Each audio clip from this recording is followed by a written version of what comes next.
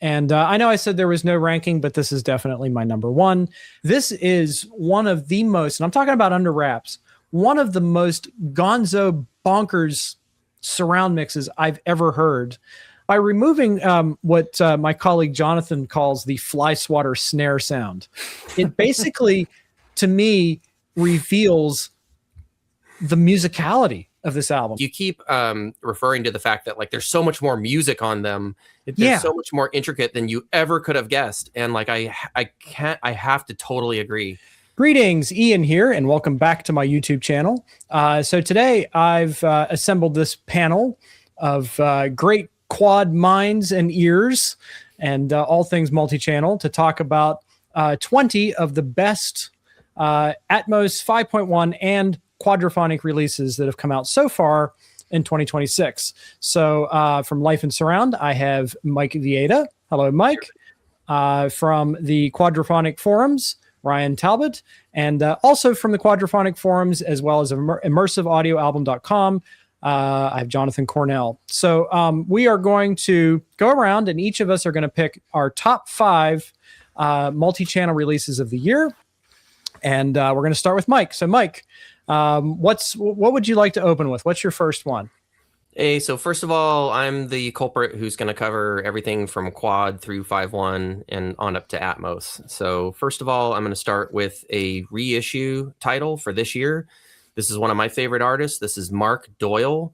This is Out of the Past Live. And this is a Blu-ray reissue of a 2015 concert DVD.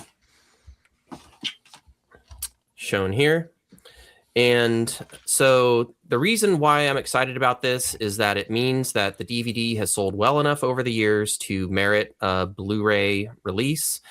Though the image quality and the sound quality are the same as the DVD, you do get all of the original concert and the bonus tracks on one disc here. And in case you missed out on the DVD, you have a chance to go in for this one.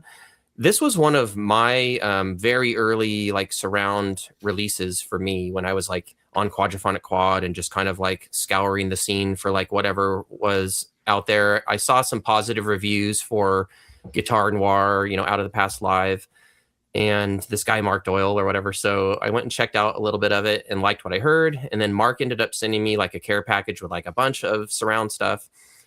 And a fast friendship was formed. He and I since then have like coordinated on some Merry Fall multi-channel promo with Mary, and he's put out 2 Atmos albums now, Incense and Peppermints and Guitar Noir 3.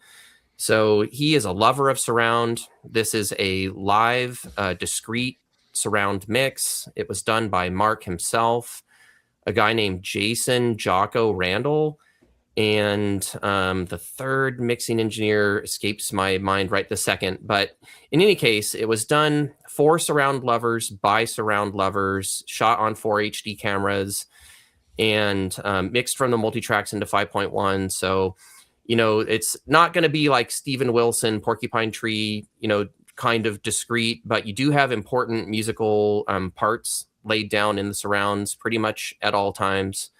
And it's just, it's rock and roll mostly like interpreted in like a very inventive instrumental way, sort of like Jeff Beck.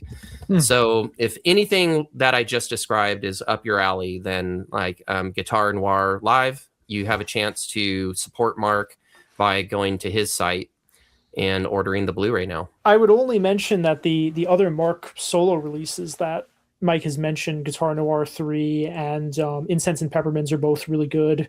Incense and Peppermints was a Bob Clearmountain mix, as I recall, as was the Merry Fall record from the Dark Side of the Moon, which is, there's a lot of Dark Side of the Moon cover albums out there, but I think it's the most interesting one I've heard. Yeah, and then Guitar Noir 3 was mixed by Jeff Lipton and with Mark in support. So all of Mark's multi-channel output and Merry Falls, by the way, are all worth checking out. So if you all don't mind, I will move on to my number 2 slot. And I got special permission from the man himself, from Ian Be About, to do 2 albums. Okay? It's because I couldn't just pick one quadraphonic album from like, this half of the year so far. So I wanted to give like two very different kinds of albums. Okay, so Carly Simon's debut was featured in the very latest Quadio batch 12. And it's just like everything that you want, even in a modern surround mix. It's got, drums and stereo up front. It's got, bass and main accompaniment mainly up front. But then you've got like a whole host of like top notch, session musician parts, like mixed in the surrounds at all times. Everything from strings to horns to extra pianos, synthesizers. You have a drum extension out into the room with the tom fills, which people watching my channel like know that I always love that if it's done right. So like you even have like so this was Dave Palmer, and he's one of the greats from the quad era where like you see his name on like a bunch of exciting stuff. And so you had Dave Palmer like back in the early 70s, like predating Steven Wilson's approach.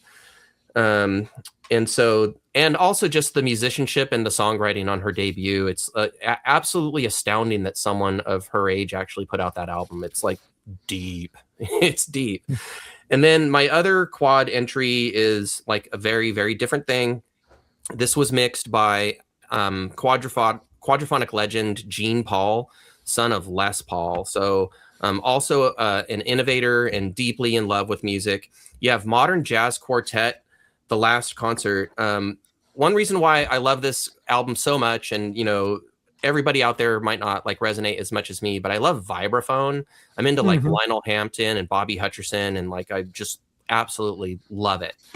And you have vibraphone like on your right, you have the main piano on your left, you have drums up front, and then you have the upright bass, the double bass, like in the phantom center for this one. And it's just a wonderful show.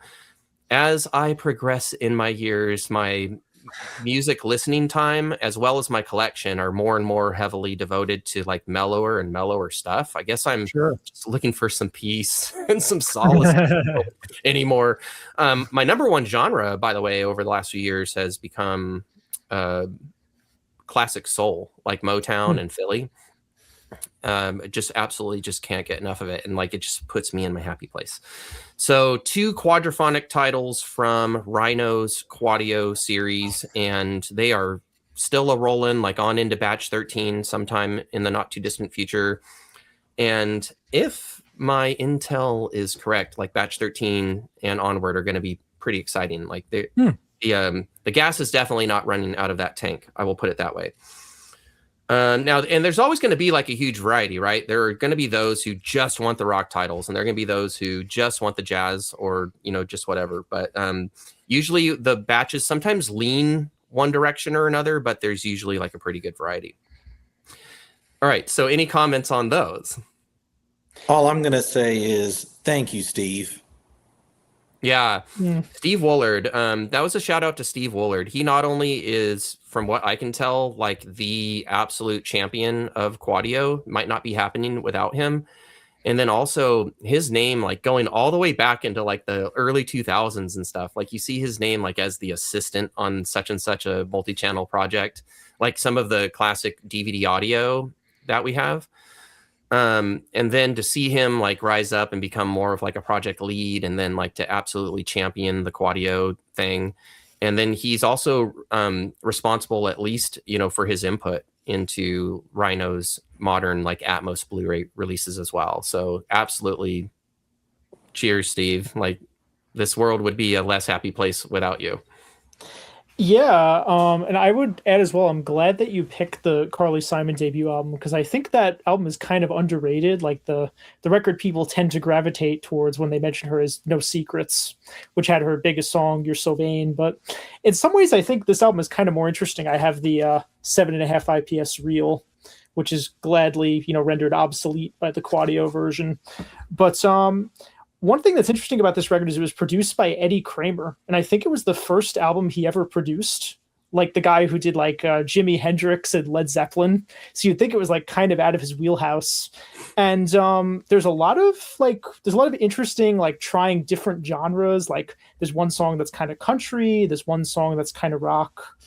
I'm very partial to the song Another Door. I think that's kind of a great, like, unknown album track of hers. And my dad loved that record as well. So it's very cool to have it on a Quadio Blu-ray, especially something that's it's great that the series has expanded to include some of these less commercial titles. With every batch, Quadio gets me to, throw more of my CD4 LPs into the donate pile. So yeah, the goal is I'd like to replace all the quad LPs, with SACDs or Blu-rays or whatever eventually. And I think we've gotten closer to that point than I would have guessed had you told me they were going to start issuing these discs a few years ago. Yeah, they're at over 48. They'll be at over 48 with their next batch. So it's just an incredible run. For sure. All right, so moving on. My third pick, I've talked about it on my own channel. We have Motorhead on Parole Sessions. This is raw, not even fully formed Motorhead. Lemmy showing his first batch of songs after Hawkwind to a fresh band at a rehearsal studio, and they go through a couple of different producers, and there's one lineup change where they end up picking up their their longtime, classic lineup drummer, kind of mid-course. This is what happens if ultra raw Motorhead meets Steven Wilson. And everything that anybody who knows anything about Steven Wilson's mixing prowess, would assume it's there. He doesn't lose any of the power. He just imbues amazing clarity into this session. He makes absolute optimal use of the available speakers, in a home setup. For instance, my 11.1 setup, my 7.2.4 setup, you've got Lemmy dry in the center with his vocals emanating with some wetness out into the heights and stuff. You've got some guitars in the surround wides. You've got some guitars in the surround backs. You've got a different layer of guitars in the rear heights, and then slightly different thing going on in the rear fronts.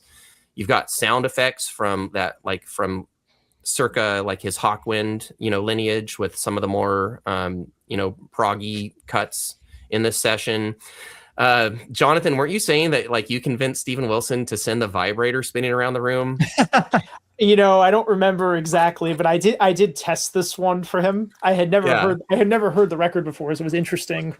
But sort of to your point, I think what's interesting about Steven is that he's kind of he has this reputation as the guy who works on these very complex produced records. Yeah. He was probably the only person with kind of the patience to decipher the multi-tracks for the Seeds of Love or for Welcome to the Pleasure Dome. But I kind of like when you give him these really simple old things, like some of the early Jethro Tull albums, or Who's Next, albums that were recorded on 8 or 16 track, just to see what he can do with a limited number of elements, because you see how creative he is in placing the parts to fill the room. Because I agree with you. Jethro Tull's This Was a 4-track, and still made a compelling 4.1 out of it. Yeah, but even for something like this, which is just kind of basic rock band with some overdubs, he's able to make it sort of interesting and spread out, but still powerful, like what you said. Yeah, sacrificing none of the power. If anything, you can't get all of the power unleashed in any of the stereo renderings of this session. And the Atmos is just thundering. You get a drum extension out into the room, particularly tom-tom figures. What's that one song where it's super important? I think it might be the opening cut. So that would make it Motorhead. You get this tom pattern that emulates an engine maybe, and so you get a drum extension, you get guitars unlayered, you can hear every note on this session. You hear Lemmy like just sounding very natural voiced, but like plenty gruff. He was already like, bringing it. And I went into this with like my expectations kept like, low, just so I wouldn't be disappointed, because I love Motorhead and I love Steven Wilson and I love Rhino.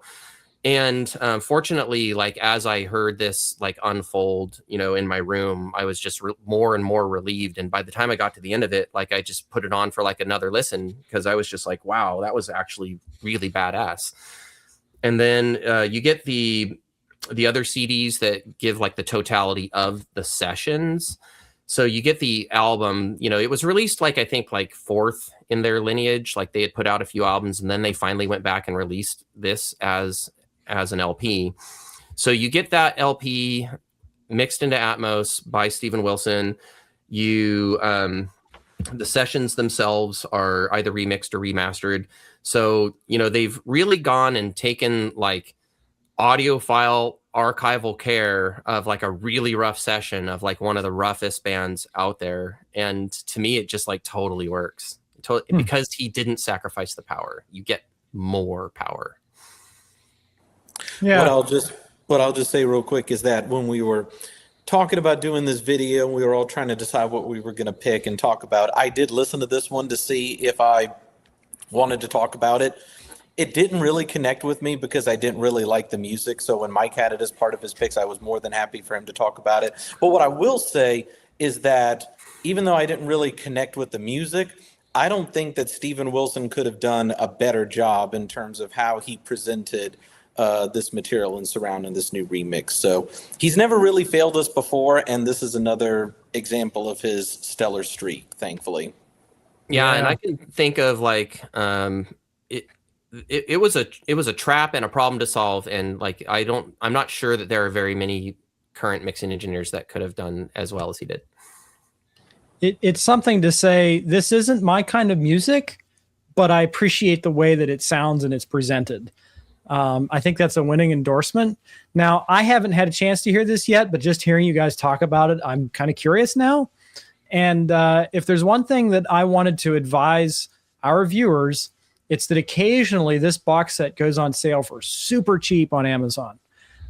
So if you're one of those people like me who's kind of like, I don't know if I want to try this or not, there have been occasions where this dropped below $30 on Amazon. So if it ever goes down below a certain amount, you probably should scoop it up, because it does sound like it's interesting, at least. And, it's like, how many times have you heard an album that you love and you're so excited to hear an Atmos mix of it, and then you're disappointed? That never happens with Steven Wilson. And, for my money, I'm always willing, literally for my money, I am always willing to take a chance on something if Steven Wilson is behind the mix. Same. So what's your next pick, Mike? Rush, Grace Under Pressure, mixed into Atmos by Richard Chicky. This mix garners a bit of criticism, but like I feel like the world is kind of like getting used to Chicky's Atmos approach, or he's settling in on something that works for more people. I mainly have heard positive criticism of this. It performs superbly on my system. Grace Under Pressure has never sounded tougher. It's got like all the balls that I want out of Rush. It's got like, it maintains its sound signature, at least to my ears in my room. It has that Cold War era coldness, but like it's not quite as brittle as like early CD, DAT transfers. Is that the right digital audio? Anyway, the analog DAC transfers, right? So like it's it sheds that brittleness of like, even like the Atomic CDs can run like a little brittle. So a couple of mixing choices that I would want to like just, ask about out of curiosity and conversation, but nothing that I feel like was just like wrong, or like they left the faders down, or there's like some hiss there that somebody didn't mute or whatever. Like it's from start to finish feels like very well done. It feels like somebody who loves Rush, wanted to hook up fellow immersive audio enthusiasts. And, it just works for me. And anytime that you get classic Rush like mixed into surround or multi-channel in a way that is effective, I'm going to call it a win. They're like one of my favorite bands ever. And makes me hopeful for Power Windows and Hold Your Fire, to be honest. That's what it has me thinking. I only wish that the 40th anniversary set was either released at a sane, non-cynical price, like about half its price, or that they would just let box sets take their run and then release a standalone like so many other labels are doing. This is you and me, folks. Please don't bash Rush. Unless you really want to in the comments, do whatever you want. But in my opinion, I will assert that Rush don't deserve the blame. They sold their rights to their music just like so many other, artists and bands and everything. So you and me, please, like, when will you have enough money? Just release like Chickies Atmos mixes of Rush affordably, please. Like, so many of us like love it and would be there to support you if you would. The common thing I've said on a couple of these videos is if they would release all of Richard Schickie's mixes in one box set and charge the same amount that they're charging for this set, it would be worth it to me. There you go. And I mean, at this point, he has done the first 10. Yeah, he's done half of them at this point. Most of them have only been released on streaming. Yeah, Yes. and on that point, like I'm in camp Rush Atmos Blu-ray box set. Yeah, for sure. I would just love the opportunity to like give like a short list of like, hey, could you check this out? Like, final double checks before all those mixes got printed to Blu-ray. Sure. I have reviewed most of them and I'm a fan of most. I have a couple of minor qualms about some. And then like, there's one that I feel is like a bit bass shy compared to the album before it and after it and that kind of thing. So like a little bit of like quality control tightening up across 10 albums. And you would have just like, and then, go ahead and wait until Power Windows and Hold Your Fire. Like if they did a Mercury Years Atmos box set, maybe that's not even, like impossible. That could even be in the realm of possibility. And for Permanent Waves, they even did like a demix version, like the Atmos on streaming is, I don't think they've been totally transparent about how it was done, but it's known that the multi-tracks are gone for that album. So it's some kind of, stem separation, upmix version. And that would be the ultimate weak link in the box set. The fact that Permanent Waves master tapes, like obviously at this point, just have never been found. There are some kind of interesting Atmos moments when you stream it, but you could tell that like they had to take their opportunities when like a lot of parts like, fell out and you had like only one part or a couple of parts where like they got way more inventive with the immersive mix. It just calls out the rest of the sections where you're like, okay, they were doing their best with upmixing through most of the album. Yeah. Going back to Grace Under Pressure. So this is the Blu-ray from the set. I did get the set a couple of weeks ago because I was able to get it through Amazon for roughly about half of the standard list price. So at that price point, it was worth it for me to give it a shot and jump in and check it out. I will say one thing that makes this box set and Blu-ray a little bit more palatable for the price compared to some of the other huge Rush box sets is the fact that you do also, besides the full album in 5.1 and Atmos, you do get the very full 1984 Grace Under Pressure concert film recorded in Toronto, which as far as I know, the complete film has never been seen before until they released this box set. It was an edited down version of that concert that was released back in the day on things like VHS and Laserdisc and whatnot. So you do get the full concert video as well too. What I'll add in terms of the mix is that I find it kind of interesting that the way they grouped everything on the Blu-ray in terms of the album is that the 5.1 and Atmos mix that Richard Schickie did, and I think he may have done a new stereo mix too, I'm not 100% sure. No, maybe not. But anyway, his 5.1 and Atmos mix are grouped on the Blu-ray with the original stereo mix. But then you can also listen to Terry Brown's new stereo mix in high res on the Blu-ray as well. And I find it kind of interesting that they group that way because I don't know what kind of coordination Richard Schickie and Terry Brown had with their remixes. But the one thing that I will say that's consistent from both of those mixes, Terry Brown's in stereo and then Richard Schickie's in 5.1 and Atmos, is the fact that you get a lot more of the core power trio sound from Rush, the bass, the drums, and guitar, and less synthesizers than you do from the original stereo mix. And while I like the fact that he kind of emphasized those elements a little bit more, gives it a little bit more power than the original stereo mix had, I feel like the 5.1 and Atmos mixes would probably have been a little bit better if there would just be a little bit more presence from the synthesizers. Like on some tracks, like it almost sounded like they disappeared, like I could barely hear them at all. So that would kind of be my only critique about how this record sounds in surround. So regarding the concert, I know that you had mentioned that it's like it was originally released with a edited down version, but unfortunately now, even though we have the totality of the show, I would call it the edited downgraded version, because like whoever edited that video like was asleep at the wheel at certain points, and then Terry Brown's mixing. I've been very public that I just don't understand why they included it here. It doesn't really work for me. Panning synthesizers to the right and Alex to the left, and then stripping his guitar tone of like the reverb that made it fat at the time, it just leaves this like really anemic, brittle, thin guitar. And even though it's like pushed up in the mix and dry so you can hear every note, it's like it doesn't sound very good. So unfortunately you get Terry Brown's mixing style across the whole show. So it's not like you get like 1984. It's not like they like had that whole video available and mixed all of it in audio and just chopped some stuff out, and now we get that back. You get a completely different reinterpretation of the 1984 show, and I really just don't like it very much. Unfortunately, out of the whole set, I was hoping to be absolutely in love with the entire 1984 Molson Amphitheater show, and unfortunately, I probably won't listen to it very much. I have to agree with Mike there. And the only thing that I would add is that Mike and I talked about this release for about an hour on my channel, and you can go watch that after you watch this. I have to say that it is probably historically the only time Mike and I have ever disagreed.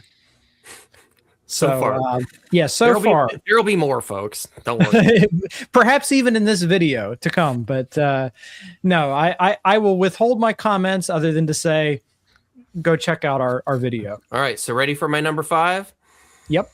Okay. We have an SDE Surround Series entry.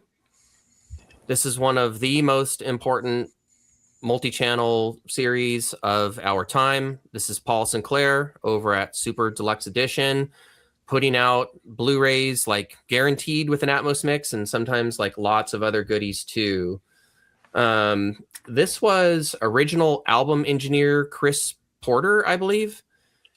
And this was one of those ones where like I love the album so much that I went into this one with like, I tried to have my expectations like down on the floor. Like I just was so ready to be heartbroken over this. And like he pulled it off. And like it's like on Steven Wilson, level. Like it just sounds awesome. It's a immersive audio tour de force pretty much from start to finish. More tracks, give more room for excursion than others, but you have just utterly effective Atmos and 5.1 presentation here. And you have the album in like all of its powerful glory. Like, some 80s production could be like pretty cold and brittle to me, that cocaine clarity, as I like to say, because, everyone was on it, the schna, as Geddy Lee would say. But, with this modern era, we have the chance to run these albums through dual subwoofers. And, if the mixing engineer takes appropriate measures, like you don't have to chase the bass on this one. Like it bumps pretty much from like super low to comfortable listening levels, and then all the way into like insane, beyond reference land where I like to go. The mastering holds together. The mix is maybe just like a slightly below Frankie Goes to Hollywood, by Steven Wilson. but I mean, it's up there. It's definitely does it for me. And this is just an all-time desert island disc. You save it from a burning building, type of album for me. So it easily is my number one for the year so far. Now, if one of you hadn't stolen my other number one, and I guess, I might give like a hint when that gets mentioned, but for my 5 picks, that's my number one, just easily. Like this is what keeps me coming back in this hobby. Do you happen to know who did this mix? I believe it's Chris Porter. Okay. He also did the Wham records, the ones that were released on SDE as well. Yeah, Chris Porter. I would add as well that like this mix was just released on Blu-ray, but it's been around for a long time. I want to say it was in like maybe 2022. They dropped the whole George Michael solo catalog on Apple Music. Yeah, and the mixes of the other albums are also really good. Particularly, there's a record from the early 90s called Older. Now, I don't know if Chris Porter did that mix or it might have been Frank Filippetti, because I had interviewed him around that time and he mentioned working on 3 George Michael releases. But that album, I think, is even more so than this one. Like the production is more elaborate. There's more kind of effects and tricks and things. And for me, that was the standout one of the 4 releases that were done in surround. So I'm hoping SDE will get around to that one at some point. I think there's a good chance. Yeah. So are we moving on to Ryan's picks? Sure. Cool. All right, Ryan, what are we starting with? All right. So I'm going to start by talking about this album right here, which is a brand new solo record from Richard Barbieri. That's him right there. Keyboard player for the band Porcupine Tree, former keyboard player for the 1980s synth pop band Japan. And this is his brand new solo record that he released this year called Hauntings. This is from the K-Scope label. This is obviously the physical edition, which is a CD Blu-ray set. But I should add that you can also get this as a download combination from Steven Wilson's Headphone Dust website. So you can get the MKV with the Atmos. You can get 5.1 flags, 5.1 stereo files. I think pretty much everything that you could get within this little set you can get as a download if you would prefer to do it that way. So this particular record, Hauntings, this is a completely instrumental record. You're not going to have any singing from anybody like Steven Wilson or any other special guests maybe that Richard's worked with from the past. This is an all-instrumental record. Kind of hard to describe the music on this record, but I would sort of describe it as a mix between progressive rock, jazz rock / fusion, definitely ambient electronics. I mean, it's really kind of all in there. It really just depends on the song, depending on what you're going to get a little bit more of.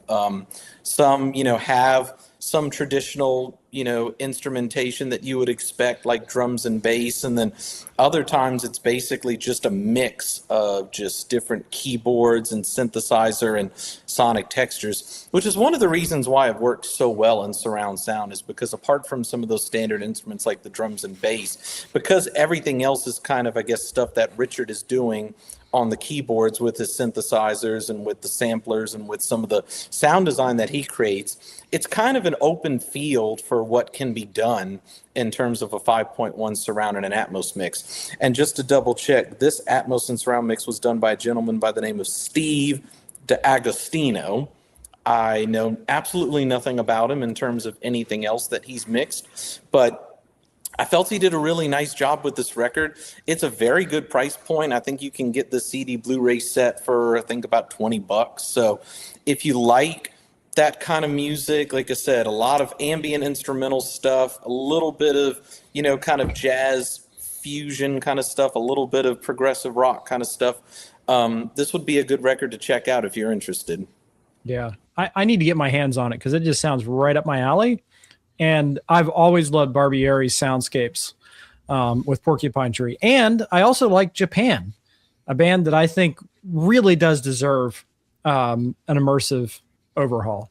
I was Agreed. just gonna say that too. Yeah. Well, on that note, interestingly enough, Richard Barbieri did a very long interview I recommend reading with Anil Prasad from the Interviews website, who I'm a big fan of his content. He does these great Sure. long form interviews. And Yep. they asked about this, and he said that for Japan's most famous record, the Tin Drum, apparently they don't know where the multi-tracks are. So that's kind of a Oh, bummer. that is And a bummer. the only other thing I'd add is that Ryan mentioned there's the headphone dust download. It's also at IA. I think ours has all the same content theirs does. But yeah, so there's a lot of options, digital or physical for this particular title. So what's the price point if you want to buy this from IAA versus a physical edition? The IAA download, I believe, is $24.99, which is pretty standard for Atmos downloads. It's got the 5.1 and the binaural mixes. It doesn't have the stereo mix, which the Blu-ray does. I don't know if for the headphone dust download if they put the stereo mix in there or not. I mean, Kscope just didn't send me that. Like they just sent me the ADMs. So Yeah. But Well, it's a cool record. I agree with Ryan that it's kind of hard to describe what the music is, but I would only say that I was expecting it to kind of sound like Tangerine Dream, but it's a little bit more like rockier than that. Oh, Yeah. interesting. Okay. Well, there is some Tangerine stuff that is rockier. So it's not the traditional kind of like mellow ambient electronic music that you would expect. Okay. Very, very cool. So what's your next pick, Ryan? All right, so I'm going to move on now to what I'm sure out of all of our picks is probably going to be one of the most interesting and obscure releases that I don't even know if anybody else watching this video, unless you frequent the quad forums as often as we do, even knows that this even exists. But it's a brand new solo album from none other than Mr. Jeff Goldblum himself. He's an amazing actor, as you know, from his roles in the Jurassic Park series or in Wes Anderson's great films, or even more recently in the two Wicked movies. More on some of those people in a minute. But this is a brand new album that he released. He's done several albums over the last, I think, roughly 10 years of himself with the Mildred Snitzer Orchestra. And this new record is called Still Blooming, Night Blooms. It's a collection of 12 songs, mainly sort of classic, I guess you'd call traditional songs, like basically from the first half of the 20th century. There's a lot of tracks that people recognize from films, like If I Only Had a Brain and Over the Rainbow from Wizard of Oz. As Time Goes By, which of course was made famous in Casablanca, We'll Meet Again, The Best Is Yet to Come. There's just a lot of, classic standards throughout this record. He also sings a few songs on this record himself, but he has a load of other vocalists contributing parts, including none other than Cynthia Erivo and Ariana Grande, who were his two Wicked co-stars, and even a vocal from Scarlett Johansson on The Best Is Yet to Come. And she's a very good singer too, by the way. The arrangements of the music is what you'd expect for this kind of album. It is essentially a big band jazz record. You're not going to get any kind of super crazy parts or any kind of super crazy instrumentation on this record. It is basically like, the standard big band with the saxes and the trumpets and the trombones, drums, bass, a little bit of electric guitar, Jeff Goldblum on the piano. Sometimes occasionally you hear a little bit of organ. And also strings. So again, instrumentation is very, very traditional. If you love traditional jazz big band records, this would be something that you'd want to consider. In terms of how it works in surround, it is a pretty upfront mix, which I think is probably for the best for this kind of music. But you do get a lot of certain instruments, like whether it's organ on certain tracks, filling up the room. Probably my favorite surround moment on this whole record is the opening of the classic track As Time Goes By, which again was made famous from Casablanca, because it starts basically with the strings pretty much behind you and enveloping you. And it was just really, really nice to get that, all of a sudden out of nowhere on this mix. I think the price point for this Blu-ray on Amazon when I got it was roughly about $30. So again, pretty affordable. And again, if you like traditional jazz, traditional big band records, I'd highly recommend that you check this out. Maybe with a little bit of a glass of wine or maybe some other type of spirit while you enjoy this record.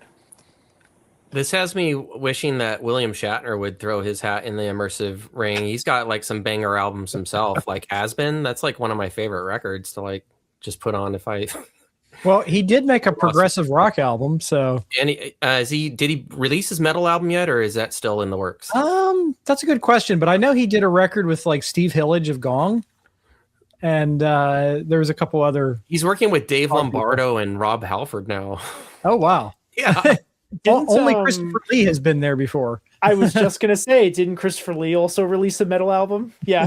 I was going to say where no man has gone before, but then Christopher Lee has gone there before. So I can't make that joke. All right. So next thing up for me is something that Mike already mentioned, the SDE Surround Sound series. I'm going to talk about this new Blu-ray of the classic 1973 album from The Who called Quadrophenia.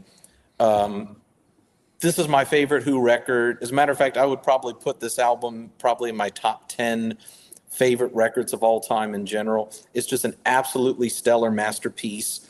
All thanks mainly to Mr. Pete Townsend, who wrote the entire album himself, produced the entire album himself. This is his work of art. I really don't think, especially as a band, that The Who did anything that tops this record after that chronologically. So this is the high peak of The Who's career, and probably even Pete Townsend's high point as a writer and as a producer. So as many of you will know, this album has had a little bit of a long history with surround sound. Part of the reason why the album was called Quadrophenia was because there's 4 members of the band, and each member was going to have like a particular theme, and musical theme, representing a part of this personality of this fictitious character named Jimmy. Not going to get too much into it. You can look up a little bit more of it yourself. But the goal at the time was to mix the album in quadraphonic, and it was going to be one of the first really big mainstream records, only available, they thought, originally in quadraphonic. But apparently they did a test in the studio of, they had basically like a test tape of a song from somewhere else, that they tried, and they didn't really like the way it sounded. It basically just sounded like big mono to them, they said. So Quadrophenia at the time was never mixed in quadraphonic. At the time, it was a purely stereo record. Move forward about 40 years, there was the big Quadrophenia box set, which had 8 songs mixed in 5.1. And I was very disappointed, not with the way that those 5.1 mixes sounded, but obviously just disappointed with the fact that we didn't get the full album in 5.1. Fast forward a couple of years later, they did release a full 5.1 mix on Blu-ray, which has long been out of print.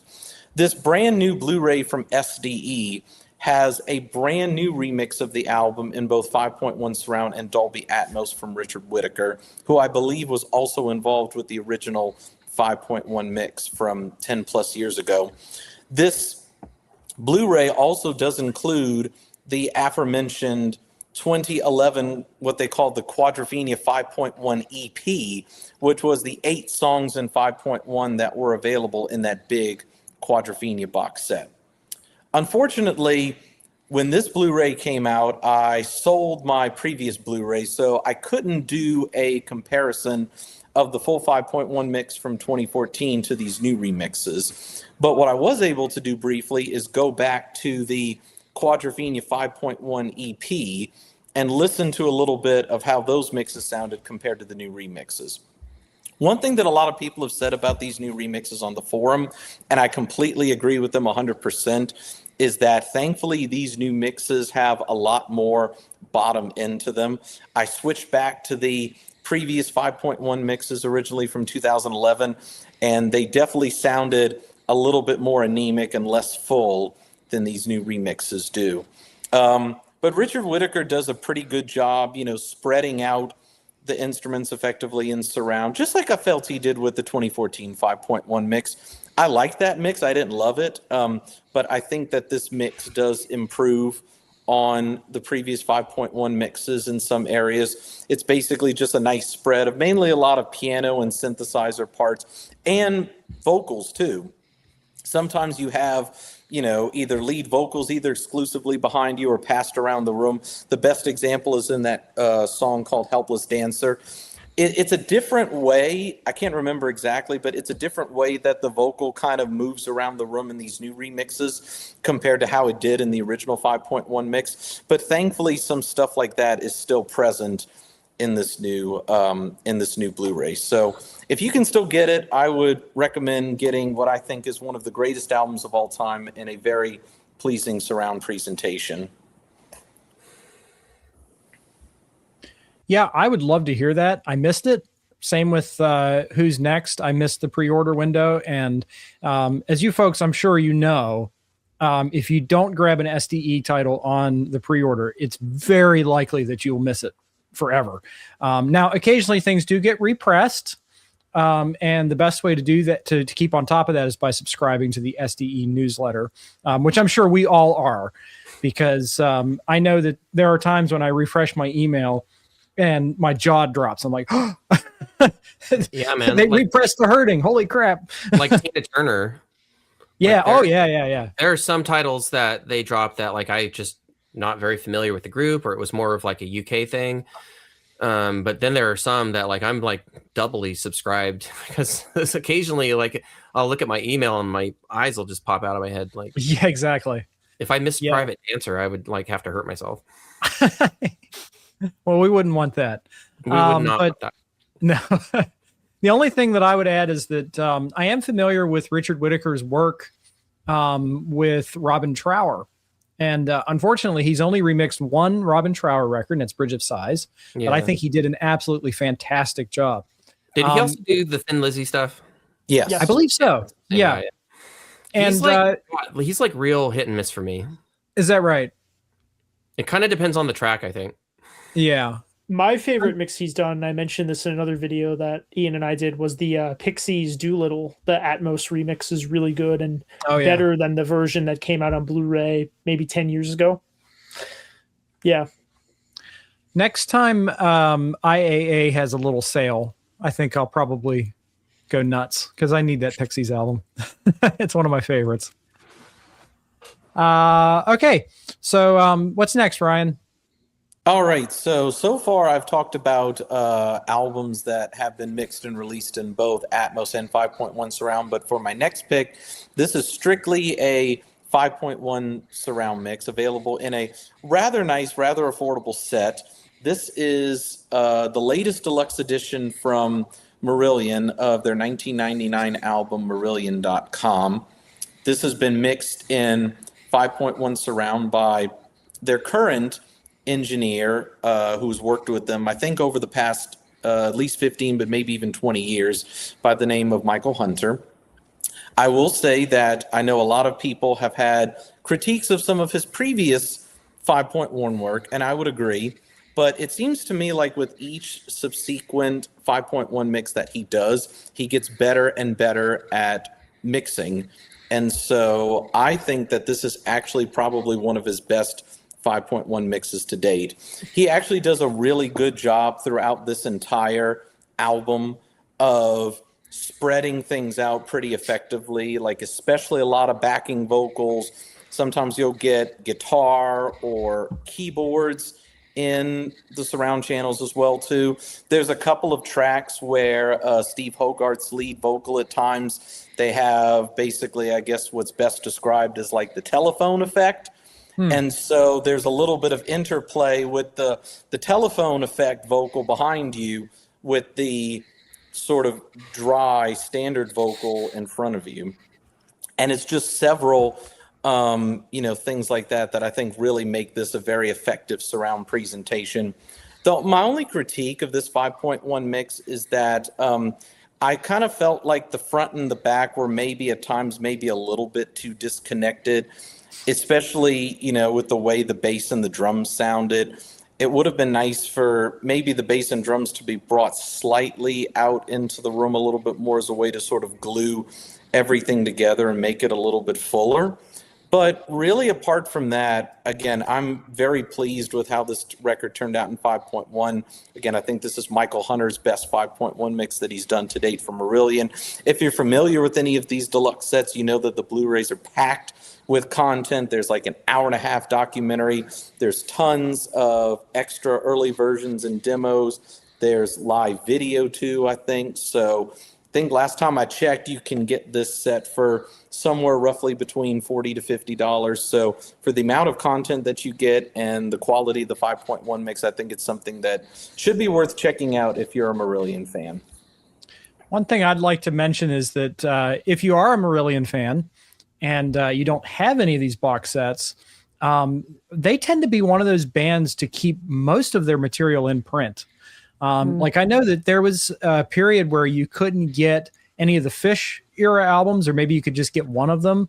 But I recently checked Amazon, and I think all of them are there for around like $40. And I noticed that Brave is back in stock for around that price, which is one that I highly recommend. And I know everybody go get it now. Yeah, for a while, the Misplaced Childhood, which was the first one they did, was hard to get. Yeah. So that's good to hear that that's back in print. Yeah, I believe so. It's been a minute since I've checked, but they tend to keep stuff available. So especially for like a independent band, I think that's awesome that there's even a demand to keep these in print. So just based on your recommendation, Ryan, you know, the joke I always make is that there's two classic band progband.com albums in 1999, and I'm more interested in the other one, which is jtull.com. But just based on your description, I'm gonna have to get this because it's funny. It's funny that you mentioned the fact that Marillion.com's already out in surround, and jtull.com is coming out, I believe, next month. Yes. So both of those records released in surround in the same year, and then they were both released originally in the same year as well. So yeah, a lot of coincidence as you bring that up. And I don't even think it's a clean anniversary either. I think it's like 26 years or something like that. So yeah. But I think that jtull.com comes out August 14th, and the date of the recording is July 13th. So almost a month to the day of the date of the recording. We'll get to hear that. So yeah, very cool. And I'm glad to see this reissue campaign continue. I would like to see Marillion move into Atmos soon. I mean, there's probably an opportunity. What's that? Stole my thunder. Oh, sorry, Mike. I was going to say, I think that they mainly curate these deluxe sets for like diehard Marillion fans first. And they really aren't thinking of the immersive audio fan first that's like willing to check stuff out. Yeah. If it's in surround. Well, I think they don't really send promo copies to, channels that dedicate themselves to immersive. I've always just gotten the feeling that like they know that their diehard fans are going to buy these out, and so they don't really need to try very hard in the immersive field, unfortunately. You guys get promos? Yeah. Not from Marillion. I was only going to say, I think that for the first two they did, which were the ones that Steven Wilson mixed, Misplaced Childhood and Brave, I think they knew that the surround crowd would take interest in those because he did them. Yeah. And then for one reason or another, why he didn't carry on with the rest of them, I think they were just sort of, the surround became a less important aspect of it, which isn't to say that none of the other mixes have been good. Like, I think the Afraid of Sunlight album that Hunter mixed was one of my favorite ones in the series of the ones that I've got. So yeah, I too would like Atmos mixes of all of them, especially of my favorite one, Clutching at Straws. I love that album. Same. Indeed. Yeah, indeed. That's my favorite. So you want to move on to your next pick, your last pick? Yeah, well, actually it's last picks because again, when I was, trying to decide, what to talk about, what not to talk about, doing some listening back, I knew for certain that I wanted to talk about at least one of the two new Blu-rays that SDE had released from the great classic 80s synth pop group Heaven 17. But I couldn't decide which one I really wanted to talk about more than the other. So I just thought it would just be better to talk about both of them together, which makes sense because both of these records were released one after the other chronologically originally. And both of these Blu-rays, as we can now see up on the screen, came out at the exact same time. And I have my copies here as well. So the albums that we're talking about are Penthouse and Pavement and The Luxury Gap, which were the very first two records that Heaven 17 released in the 1980s. Both of these albums have been remixed in Dolby Atmos and 5.1 surround by Dave Costin. Dave Costin, as many of you know, over the last couple of years has become a really big ally in terms of great surround remixing. He's been one of those engineers that a lot of these record companies and people like Paul Sinclair from SDE, they've kind of pushed a lot of great stuff over to him to get remixed in 5.1 and Atmos. Think about some of the great work he's already done for, say, somebody like Mike Oldfield, for example, or I think Propaganda, A Secret Wish, that was something else that he did. He's just been pretty stellar across the board. And these two albums from Heaven 17 are definitely no exception. I was really not familiar with these records at all until I got in the Blu-rays. But it's funny, as I kind of went through both of these records, occasionally I would hear a song that I was kind of vaguely familiar with, either because it played on the car radio or it played on Sirius XM's First Wave 80s channel, or it played in a supermarket or store several times over the years. Just stuff where I kind of, wait, hold on a second. Yeah, I'm kind of familiar with these tracks. So the kind of music of Heaven 17, it kind of varies a little bit from track to track. Some stuff I really found kind of reminded me of like early New Order, early Depeche Mode. Some of it kind of reminded me a little bit more of maybe some of the more of the, I don't know what you call the glam 80s, like maybe people like Duran Duran, or maybe people like ABC and other artists like that. Again, I really like what Dave Costin did with these albums and surround because of the nature of the music itself, because a lot of it is very synth and sequencer and drum machine based. There kind of is a lot of different things that you can do with these albums and surround, and that's exactly what Dave Costin's done. He's managed to kind of spread the synthetic elements very well, get a lot of backing vocals around you and above you as well. Again, if you can find these records, if you can find these Blu-rays from SDE, I would highly recommend that you just purchase the set of both of them together, because if you prefer 80s new wave synthesizer type music, I really think you'll get a big kick about what these albums sound like right now in surround. You didn't mention my favorite mix that he's done so far, which was the Thompson Twins Into the Gap. That was one of my favorite releases in the SDE series. Yeah, for me, I think he's become one of those mixers who's pre-order proof, as they say, instant, like Steven Wilson or Bruce Soord. I would be inclined to pick up anything that he's worked on. Yeah, I haven't had a chance to hear these, but I've heard nothing but good things about this band in general. They just seem to pop up every so often. So yeah, I might check it out one of these days. Okay, so Jonathan, what's your first pick? My first pick I'm going to go with is one of the biggest albums of the 90s, and one that was on my list of an album I wish would get a surround mix, and I never thought it would, but it did, which is Jeff Buckley's Grace. And I wonder if this is maybe the one that Mike was insinuating that I stole from him. Of course it is. Yes. Well, I was thinking when I was sort of preparing to talk about this album that typically the 90s has been kind of a void compared to the other decades as far as getting surround mixes of classic albums. And I thought about it, and maybe with the release of Atmos streaming now, that isn't necessarily true. A lot of the classic Pearl Jam albums have gotten surround mixes. Most of them haven't been released physically though.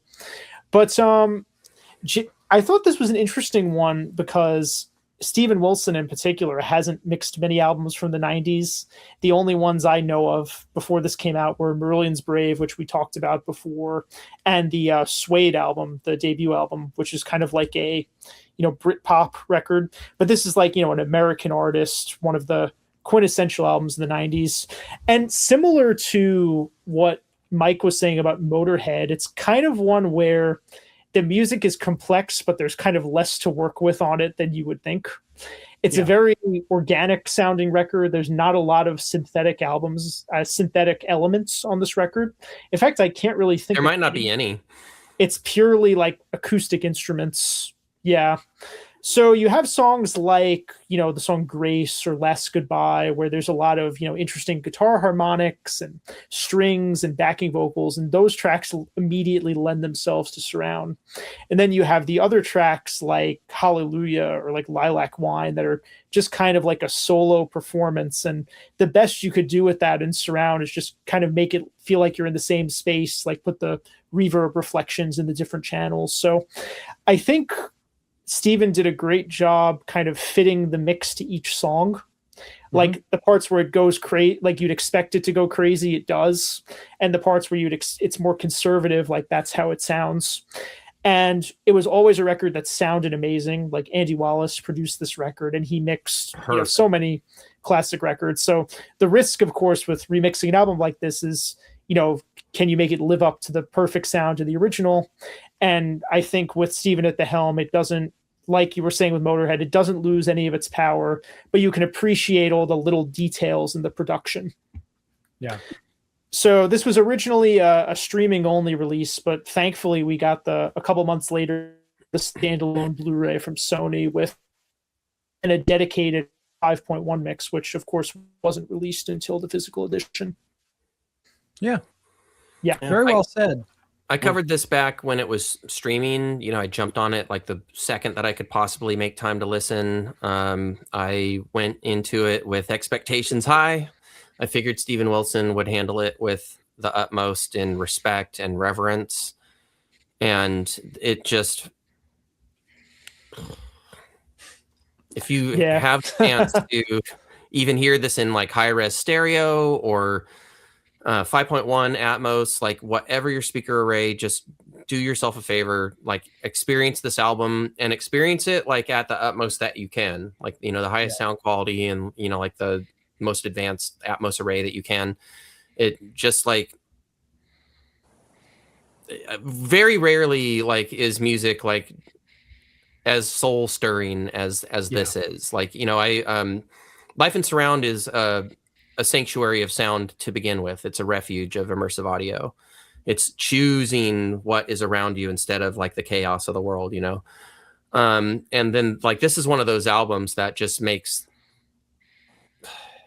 it's a sanctuary of itself. It's like a sanctuary within a sanctuary. And that's a really cool point about like songs like Lilac Wine or Hallelujah, where you have almost nothing to work with. You have a vocal and an electric guitar and whatever ambience was recorded on tape, whatever that might have been. And those were the moments of this record. Mojo Pin and the title track are just astounding, and you need all those speakers to like unlayer all that fury, and like so it makes it like even still like it sounds like your system is about to fly apart. But then on those stripped down tracks like Hallelujah, like I was literally in tears. Like it is that good. Like it not only puts you in the same space as Jeff when he's performing it, but like the space is like a sacred space. It's like kind of like how 2L records Norwegian compositions in Norwegian cathedrals, and it just all fits. Like that's how this Atmos mix feels. One of my favorite tracks in the Atmos mix is Eternal Life, which is one of the ones that's kind of less talked about. Like it's almost like a Led Zeppelin song. Oh, totally, man. Yeah. Just kicks ass, that track. What's the name of the first track on the record? Because I only listened Mojo Pin. Mojo Pin. Yeah. Okay, yeah. Well, you mentioned Led Zeppelin. There is a moment in Mojo Pin. Actually, it happens a couple of times in Mojo Pin that I thought was something like straight out of a Zeppelin track, like Achilles' Last Stand. Mm-hmm.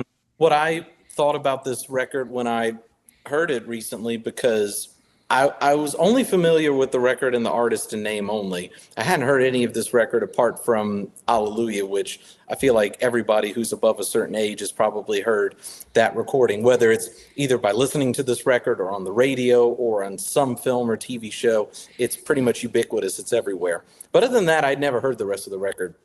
So I put it on, And I remember texting a friend who, who really loved this record, is pretty familiar with this record. And I'm like, what the heck is this? Like, this is alternative, progressive, folk soul. Like, I mean, it's just so hard to describe what the heck I was hearing, because this album is kind of all over the place musically. There's really never been anything like it before or since.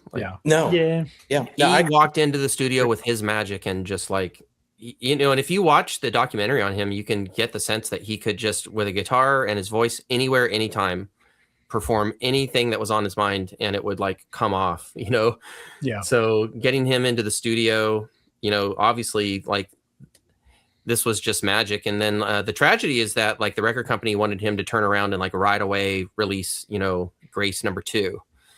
Yeah. And I think it's heavily insinuated that pressure, like, was involved in his final days. Yeah. The tracks that they have, like, from the unfinished second album, are all really good. So, they wanted to do a surround version of whatever they call it, sketches of My Sweetheart the Drunk. Like, I would be on board with that. I truly loved the music. His voice is amazing. We've all, talked about that, and everybody who's heard at least some of the tracks of the full record knows that. We've all talked enough about, how great Steven Wilson and his remixing is, and this record is no exception. I think from what was there, it was already immaculately recorded, it sounds like, to begin with, and he just made it work in surround so effectively. And then, again, another album that's a very good price point for people to pick up, especially if you're starting a collection. This one comes highly recommended, it sounds like, from pretty much all of us. Yeah, and that's what I was going to add, was that in an upcoming review, which Jonathan and I haven't done yet, we are going to talk about a recently reissued album by another artist who unfortunately is no longer with us. And whenever you go back and remix something from somebody who's no longer here, it does raise these ethical questions, like how would the artist handle it if he or she were in the room when this mix was being created. And unlike the other mix, which I won't tell you what it is yet, I feel like Steven Wilson has honored Jeff Buckley with this mix. Now, I haven't heard the original mix, or maybe I did years ago, but it just has so much raw power, to quote Iggy. His voice is presented very dry. And it's almost like a sensation I get sometimes from listening to Joni Mitchell. There's an intimacy to it. And it's like, at first it might be like a little bit uncomfortable, and then it just kind of gradually draws you in as he's telling you about these stories and things. I don't know where his inspiration was from his life or what he read or whatever, but it feels very real, is my point. Now, the mix itself, I did have a chance to revisit this over the weekend, and I agree with everything that's been said. But I wanted to add that, to me, there's almost a quality to this that's like an old school Steven Wilson mix, with kind of like his newfound warmth that he's had recently. And, of course, the bass is always much more present on his more recent mixes. But what I mean by saying it's like an old school Steven Wilson mix is that a lot of times the instruments are kind of just positioned in a specific place. Like, I don't feel like there's a whole lot of panning or what people would call gimmicks going on here. Now, some records certainly play into the gimmicks. Like, you want a gimmicky remix of Under Wraps or Tales from Topographic Oceans. But in this case, I feel like the more conservative approach fits this material. Now, there are moments where a guitar might fly around, or certain arrangements might come from your back and go to the front, or the reverb from the vocals will bounce off the back walls. But something that I noticed that perhaps you guys didn't mention is that there are some nice little ambient sound design moments that kind of play in between the songs. And I think those are mixed just excellently. Like, it really does place you inside this record as a three-dimensional space. So I would say, of all of the titles that we've talked about so far, this is the one that has the most, the greatest endorsement across the board from all of us. And to reiterate what the other guys have said, it is available as a standalone, affordable Blu-ray. So you really can't go wrong. Anyway, just to kind of tie a bow on the whole discussion of this album before we move on to my next pick, I would say that to your point about it being a standalone, this could easily have been a box set, because it's such a huge album and because they have all this like bonus material. Like when I interviewed Steven, he said like on the tapes, there was like an extra 2 hours of just Jeff, doing outtake versions of some of these songs. So, this could have been like a Who's Next, Grace Under Pressure, $300 set. And I'm glad that they didn't go that route for it. Agreed. Yeah. So my next pick is going to be a new record by an old band. And it's a band where I was kind of familiar with the name, but I'm not really with any of the music. And the album I'm talking about is Trixies by Squeeze. So this is a 2 CD Blu-ray edition. And the Blu-ray has an Atmos mix by Bob Clearmountain, who is, again, another always dependable. Like if I hear that he's done a 5.1 Atmos mix, I'm immediately inclined to check it out, which is what led me to this album. So the backstory of this album is interesting, which is that, to my understanding, the two guys who are sort of the core of this band, they had originally written this record like when they were teenagers, like something like 40, 50 years ago. And it's a concept album sort of about this nightclub called Trixies that you could see on the cover. And I don't think they ever recorded it. Like it was originally meant to be their debut album and they had written all the songs and arranged them, but it was never actually tracked in a studio at the time. So now all these years later, they resurrected, the original lyrics and arrangements and recorded them now. So it's kind of like old material performed for the first time. It's kind of an unusual circumstance. David Bowie did that on Heathen, but I can't think of many examples. But I would say the music is kind of like, there's parts of it that are kind of Bowie-esque. It's sort of new wave, mix of guitar and synthesizers. There's a lot of like old school, like swirly Hammond organ on it. That's cool. And, Clearmountain does his usual great work on the surround mix, with frequently there's, guitars on the sides, keyboards in the back or flipped around. There's some like spacey echoes and other effects that fly around the height speakers. So yeah, for me, like someone who's not familiar with any of the other Squeeze discography, like it was a nice surprise to have this on a $25 standalone disc. Like if this was released on streaming, maybe I would have never heard that it came out, but it's cool that it got a physical release. So I would recommend it if you're sort of looking for something new to check out in Atmos that at a low price point. Can't go wrong with this one.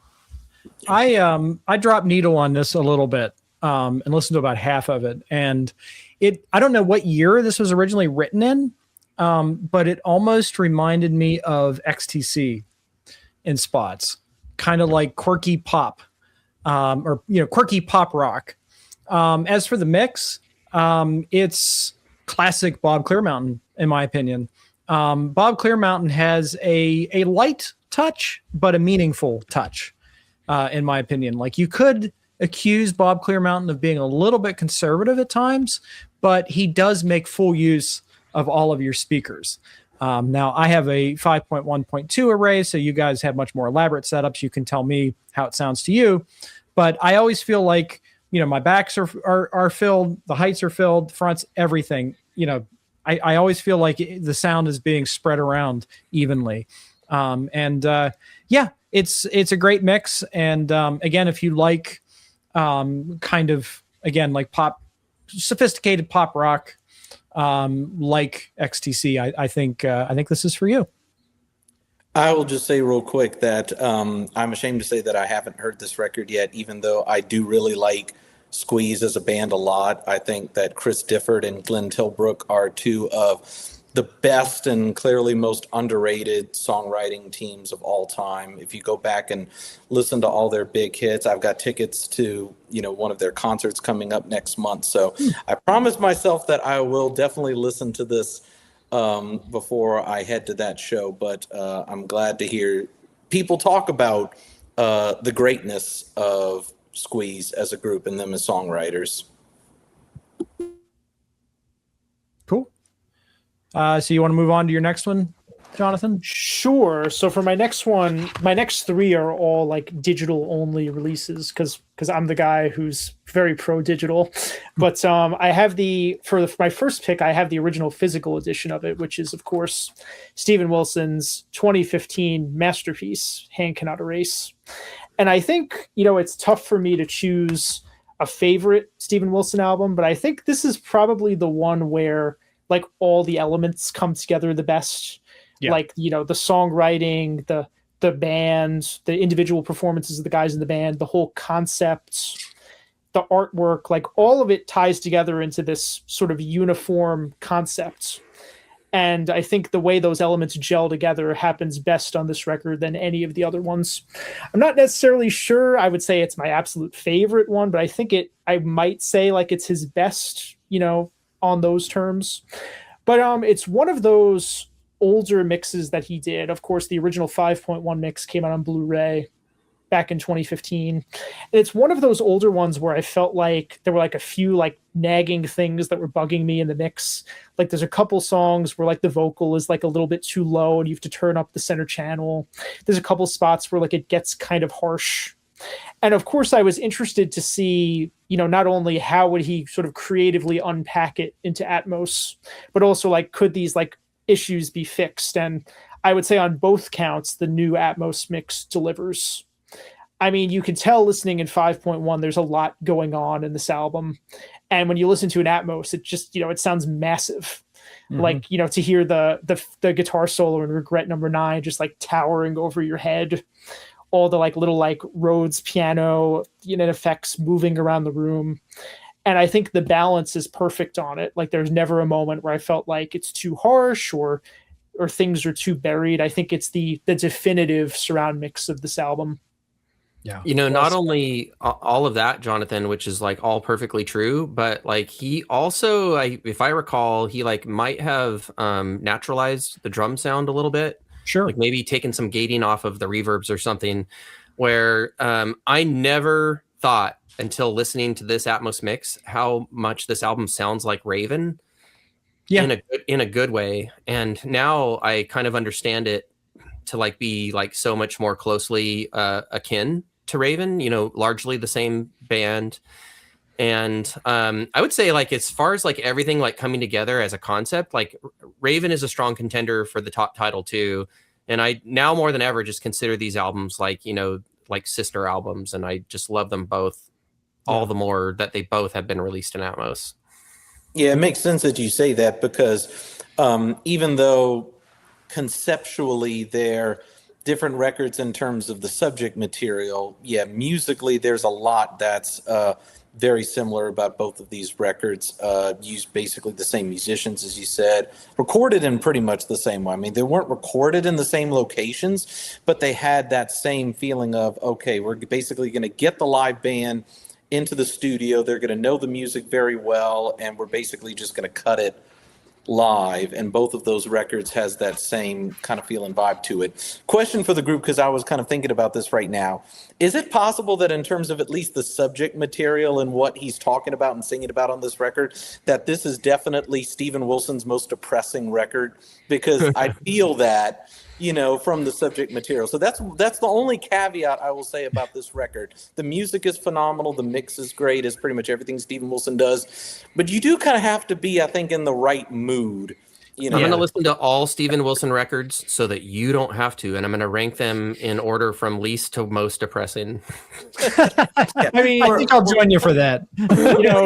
Play this record and then go play like a remix he did of like Drums and Wires or something like that. To kind of liven you up a little bit. So I would argue that Grace for Drowning is maybe his most depressing record. Now, I did see him on this tour, and when he introduced Routine, he said it was something like, happy music makes me miserable, and miserable music makes me happy, or something like that. And then goes on to play the most miserable song I think he's ever written, Routine.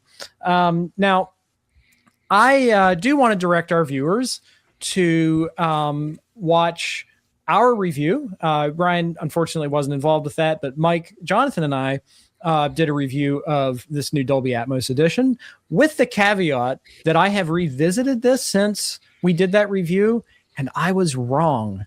There are very few times when I will say that I was wrong about something, and I was wrong about this mix. I think I had some reservations about it being that much of an upgrade over the 5.1. And people were like, oh, you need a bigger system and all this other stuff. And I don't think that's true. I had a chance to revisit this actually in preparation for this conversation. And I loved it. I think it sounds great. I was hearing stuff in it that I didn't notice before. And I just want to say that sometimes when I approach a recording, maybe I'm not in the best headspace to approach it. And I'm glad that I had the opportunity to do that. What was that, Mike? It happens to us all. Yeah, for sure. And I would just like one caveat for like those following along who don't happen to know Steven Wilson's music. We mean depressing, like in a good way. Like, yeah, you know, like for Routine, it's one of the saddest songs like in his catalog and maybe that anyone's ever written, but like it makes you feel something. You feel a lot of empathy. Yeah, for the characters. Or those who are lost and those who are having to live on. Same thing like for Happy Returns, like it kind of ends on like a hopeful note. It does. Like I think, you know, you had said in our video, I think you kind of ended the conversation on a great comment, which is like, you know, if there's someone in your life who you haven't talked to for a long time, like you should give them a call. Like that's kind of the message I get from this record now. Yeah, I would agree with that. And you know, the thing about this and Raven, thematically speaking, you know, the Raven is a collection of ghost stories. This is just a ghost story about this young woman who basically disappeared and was found many years later. And that, of course, was a true story. This record is only based on that story. He elaborated quite a bit. And I feel like, honestly, even though this does center around a young woman as the lead character, I think Steven put a lot of himself in that character. You know, it was a record that was made at a very interesting time in his career. I feel like his solo career was finally starting to take off separate from Porcupine Tree. And gosh, the guy has gone through a lot of changes since then. I mean, he's married now, stepchildren, a dog, you know, he's certainly come a long way. But yeah, this is one of his best records. And I would put, and I know Mike, I said you might disagree with me, I would put the Overview in my top three along with these two. So, and Mike's disappointed. Well, we better move on to the next pick before. No, I still owe everybody. I have to sit down with that one again and like give a video about whether I was wrong about it or not. I just want to say one other thing about this one, which is, you know, unfortunately, I don't have the big deluxe edition anymore, but I think some of that was incorporated into the Blu-ray and also incorporated into certainly the MKV file that you can download from Headphone Dust. But shout out to all of the visual collaborators, whether it was Lasser Hoyle photographing this woman, Carl Glover. Steven Wilson talked about how he was really, really good at, like, you know, creating official documents that looked real, whether it was like, you know, report cards or other things like that from this young woman's life. I mean, there's so much detail that went into the visual presentation that went along with the concept that as you're listening to the record, if you've got that MKV file up on the TV, really look at some of the details of some of the photos and the text and everything else that went into the visual presentation. Yeah, that's like kind of what I was saying. Like if you consider like the totality of the project, like, and all the pieces are great on their own. Like if you just listen to the songs and you don't care about what the story is or any of it, like the songs are still good, as should be the case with any concept album, but it gets better when you start to incorporate all the visual elements into it as you're listening. And I think sort of that the way those elements work together, I think more so than any of his other albums, like when you consider the total, like the whole end product, like it's kind of unmatched. Yeah. And I, you know, I was thinking about Thick as a Brick when you guys were talking about it, because that's a record that came with a newspaper and kind of a fictional town. There's a little bit of that there. Also, I think none of us have mentioned that the concert films are included with this release. So the video for Routine, the title track, Hand Cannot Erase, and Regret Number 9, which is one of the trippiest pieces of film. And I think I said, and I will stand by this in our review, I said that this isn't just a record, this is cinema. I feel like this is a work of cinema. So yeah, great album. Go check this out. I think this is worth getting a Noemi Atom 4K and buying your first download if you haven't yet. It's that good. So Jonathan, what's your next pick? Well, sort of unfortunately continuing the theme a little bit of depressing albums, my next choice is going to be Bruce Soord's newest solo album, which is called Ghosts in the Park. Now, this album is available on Blu-ray in a like earbook deluxe edition, as with Bruce's previous albums. And there's also a MKV download at IAA, which comes with both the original, like the original version of the album in 5.1 and Atmos, and also the acoustic version, which is basically the same recording, but with all the instruments muted except the vocals and acoustic guitar. And the Blu-ray version also comes with another version of the album, which replaces the acoustic guitar with piano. So that is exclusive to the deluxe edition. So if you do get the deluxe edition, which is quite expensive, it comes with 3 versions of the album at the very least. So I was glad we were able to get kind of a more affordable version of it out via IA. But I mean, I've been a big fan of pretty much everything that Bruce Soord has put out over the last couple of years. I started with the Your Wilderness album, which I think was the first Pineapple Thief album that was mixed in surround, and I've kind of kept up with everything since. I think my favorite overall record, like whether it's Bruce solo or the Pineapple Thief, is the Versions of the Truth album. I'm a huge fan of that record. But of his solo albums, I think this might be the best one, which is saying a lot because I really liked the Luminescence record as well, the previous one. As far as the subject matter of this album, I think, I'll leave you to read more about it online, but my understanding is it's about the decline of both his parents, who I believe were both suffering from Alzheimer's. So not the most happy subject matter, but it's done kind of in his usual singer-songwriter style. I mean, the thing I love about Bruce Soord is that, his songs with the Pineapple Thief, some of them are very elaborate in terms of, layering guitars and vocals, but he's also the kind of guy, like, you can just give him an acoustic guitar and he could give you a great performance, just him strumming the guitar. I think you can tell on this record that he writes a lot of the songs on acoustic. And when you sort of strip them down to like their barest, like what the barest, way you could experience the composition, I think that sort of makes it even more emotional. So, I mean, I'll point you to the review that Ian and I did of this record, but it's really great music, really beautiful melodies, great performance by Bruce. And I hope more people get to check it out. Like, I think it's a bit of a sort of under the radar release compared to some of the other ones we've been talking about. Mm-hmm. Yeah. And the title track from this lives in my head constantly when, because I remember the first time I was listening and there's a moment in the title track where everything just stops and it's silent and you hear Bruce whispering in the back, one by one. Yeah. And I remember whipping my head around. It's like, whoa, where did that come from?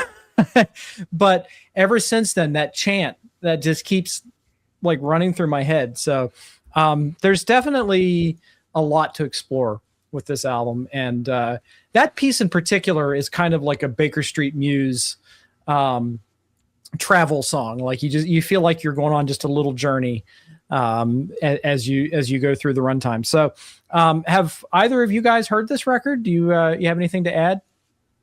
I haven't had a chance to listen to it yet, unfortunately, but we've already kind of talked about this a little bit, but like Steven Wilson, Bruce is a very, very important ally of the surround community. And obviously, just like Steven Wilson, not only does he do great mixing work for other artists, but when, like Steven Wilson, he's making his new records, whether it's solo or the Pineapple Thief, you can tell that he really thinks a lot about the surround presentation and how that's going to work when he's making these records. And so, if his name's attached to a project, and you can afford it, go get it. You probably won't be disappointed with it. Agreed. All right. So I think we're on your last pick, Jonathan. Yeah. So my final pick is going to be We Like It Here by Snarky Puppy, which was remixed in Atmos in 2024 to celebrate its 10-year anniversary. So if people aren't familiar with Snarky Puppy, originally they were kind of a group of students at I forget if it was like UT Austin or it was at some university in Texas. They were originally a bunch of music students, and they became this kind of like modern jazz funk ensemble. And this was kind of their breakthrough album, I would say. It was kind of the one that made people take notice of them, and they've continued making records over the last 10 years and become more and more popular. But the music itself, it kind of harkens back to some of that like classic like 70s funk fusion. Like there's parts of this record that sound like it could be like Herbie Hancock or like Weather Report. Like it kind of lives in the same world as that kind of stuff, but also with like a more R&B funk kind of groove to it. It's all instrumental. But so this album was originally released in 2014, and it was released on DVD as like a kind of concert album, because the way they made the record was that it was essentially like they put the audience in the room with the band and recorded it like with a multicam shoot. So it's sort of like a hybrid situation between a live album and a studio album. So you end up with this, the end result is kind of like you have a live album with the sonics of a studio record. And the first album that these guys released in surround was the Empire Central record in 2023. And that was done by their longtime engineer, Nick Hard. And then they had him go back and remix two of the previous albums, We Like It Here and Silva. So of all the albums that have been done in Atmos so far, which is 4 of them, the only one that hasn't been released on Blu-ray was this one. So I had gotten in touch with the band's label, Ground Up Music, like towards the end of last year. And we were able to sort of negotiate an agreement where we could release this as an MKV download on IA, along with the other records. So for the other albums, you can get them on Blu-ray, but this is the only one that's exclusively digital. And I was also able to take these new mixes that were done in 2024, originally for streaming, and I'll time align them with the video footage from 2014. So if you get the MKV download, you get the video footage and the Atmos audio. So all this is to say, this is a band that has a lot of people in it. You can see in the video, there's multiple percussionists, there's multiple horn players. I think there's 2 or 3 keyboard players. So there's tons of stuff you can do in an Atmos mix, and the mix separates the instruments to the extreme. There's horns mixed behind you. There's drum fills that move around the room, solos that come from the overhead speakers. It's, as fun and over the top as you would expect this music to be. And I think of all the ones that have been done in surround, I would say they're all great, but this is the best one. Yeah. And I had been familiar with this band since, I would say, about 10 years. About 10 years ago was the first time I heard this record. And I had the old DVD, and I don't think I realized until relatively recently that the old DVD was an upmix from stereo. So I believe this is the first time that we really do get the multi-channel mix with the video. So I appreciate that IAA has done that. And I actually sat down and I thought, you know what, I'm going to watch just a few tracks off of this just to get a feel for it. And I was surprised at how quickly the time went by. Because every piece is engaging, every solo is engaging. Like you were saying, the mix is incredibly discreet, but there's never the feeling like the sections are broken up. Like that's always an issue, I think, with this kind of music where you've got like multiple horn players. There's a mini moog section. There's like 2 or 3 guys playing mini moogs, which is something I've never seen before or heard before. But one moment of this concert concert/studio recording that I'd like to highlight is there's a very famous keyboard solo in a track called Lingus.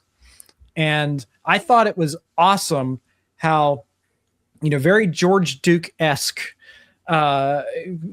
style here, where you've got in the left hand, he's playing piano. In the right hand, he's playing mini moog or prophet or something like that. And the way it's mixed, the left hand is almost entirely justified in your back, and the right hand is almost entirely justified in the fronts. And I just found that absolutely mind-blowing. sitting here watching it. Like I could just hear every single piece of this guy's improvisation coming from all around me. So this is an awesome album. My reference point would be something like The Grand Wazoo by Frank Zappa. Although I would say this is much more, there's a lot more, a lot less dissonance, you know, and that was something that I kept thinking was, what this needs is more wrong notes. But other than that, I absolutely love this. And Ryan, Mike, have you seen or heard this release yet?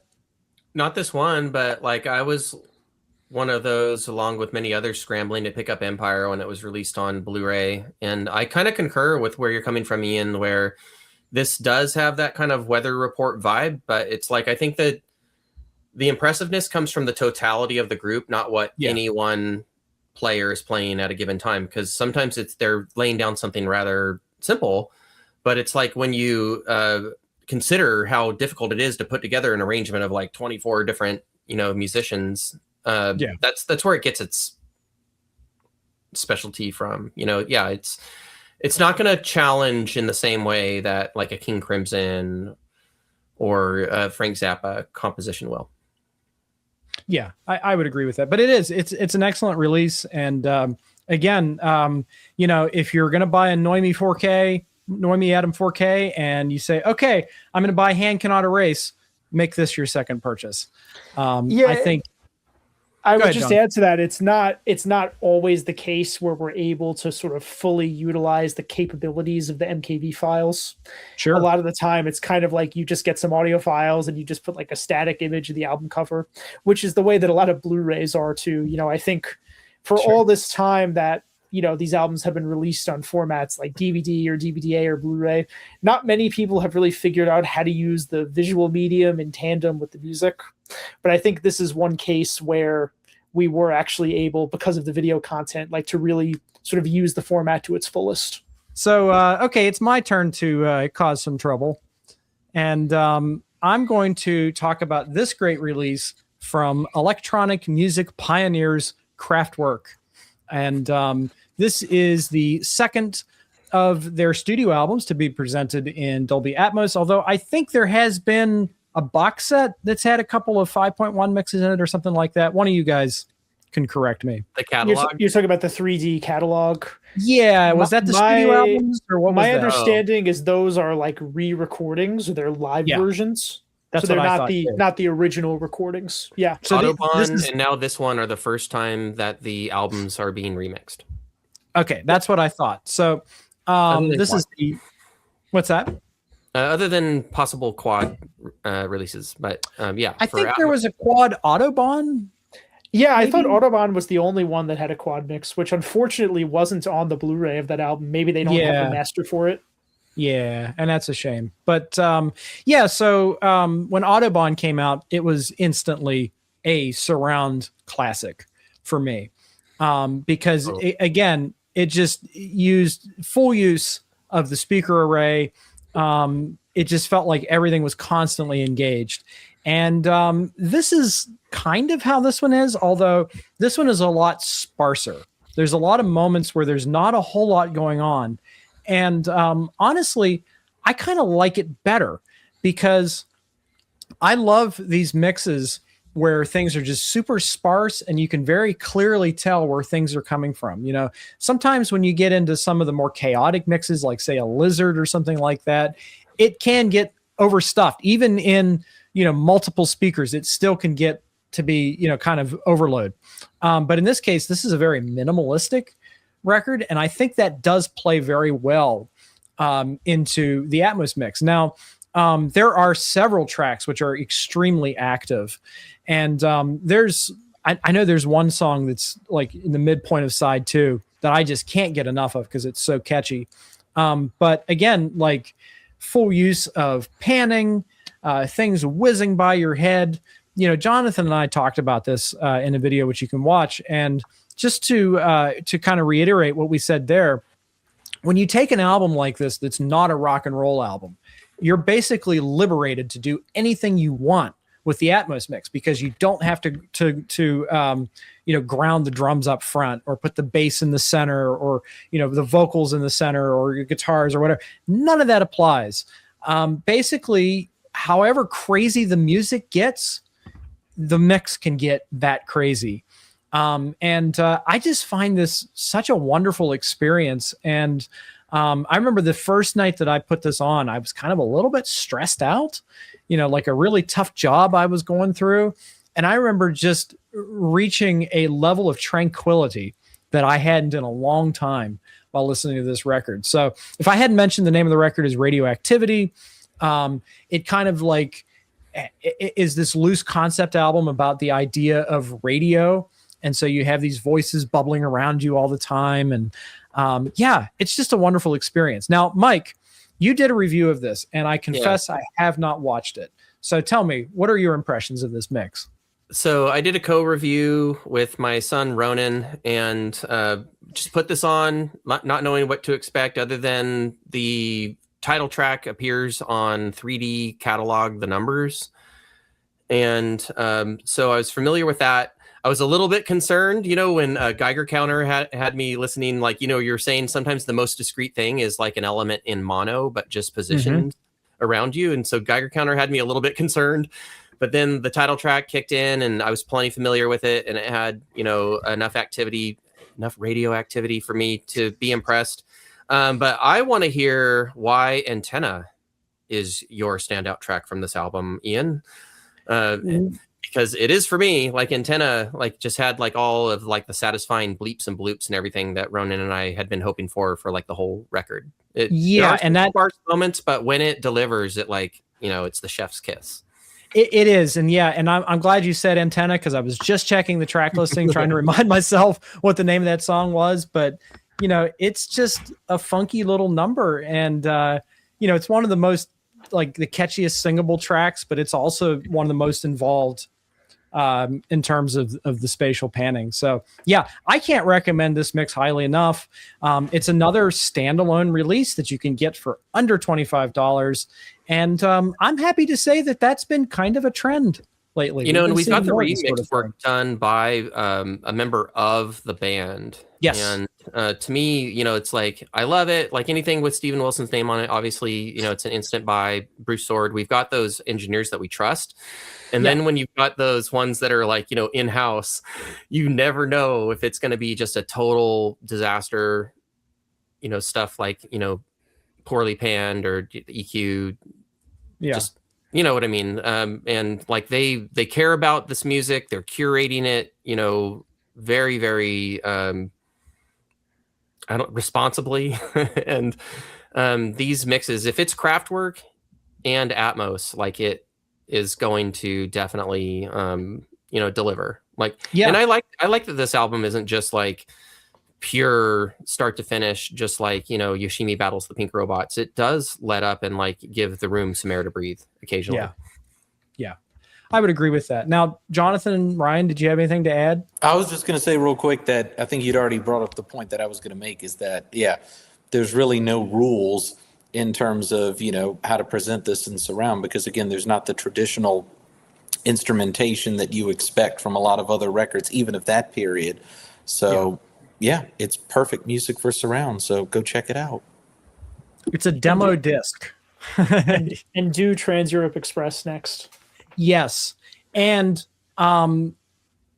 since you mentioned that they are great curators of their work, do the early records. Those haven't been available in years.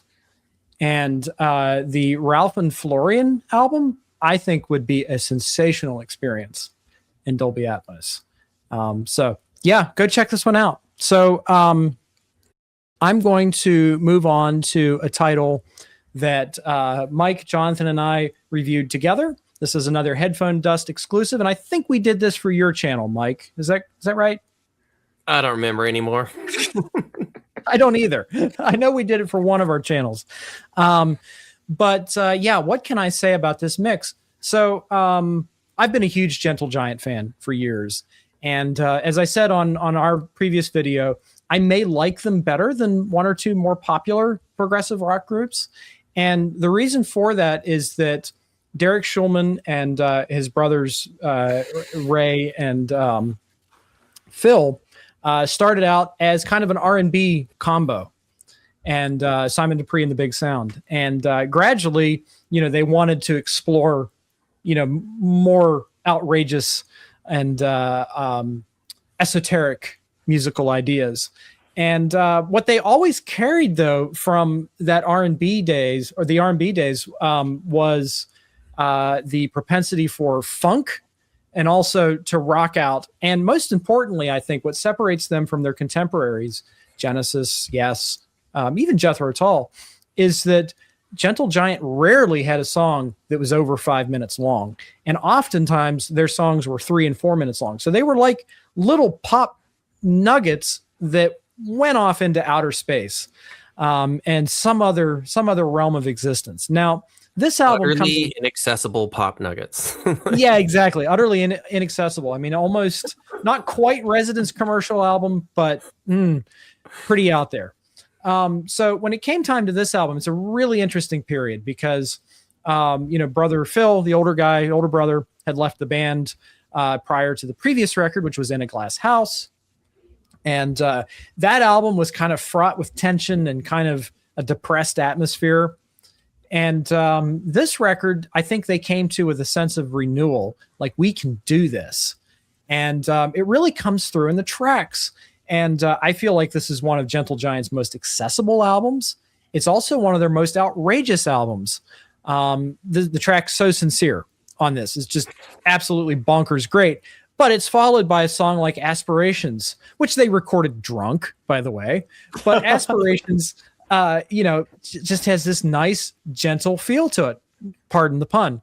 But then you also have tracks like Playing the Fool, which is, as funky as not Playing the Fool, Playing the Game, which is, funky as George Clinton, maybe. And, in terms of the mix, this is another one that, I'm constantly engaged. Something is constantly happening in this mix. But not only that, I feel like picking this one over the 5.1 mix, for instance, I feel like this unmasks or pulls the blanket off of a lot of the arrangements and intricacies and textures of this specific album. A song like Cogs and Cogs that just seems to constantly rotate around you, but it feels grounded like a stereo mix does at the same time. I think this is one of Steven Wilson's best mixes ever.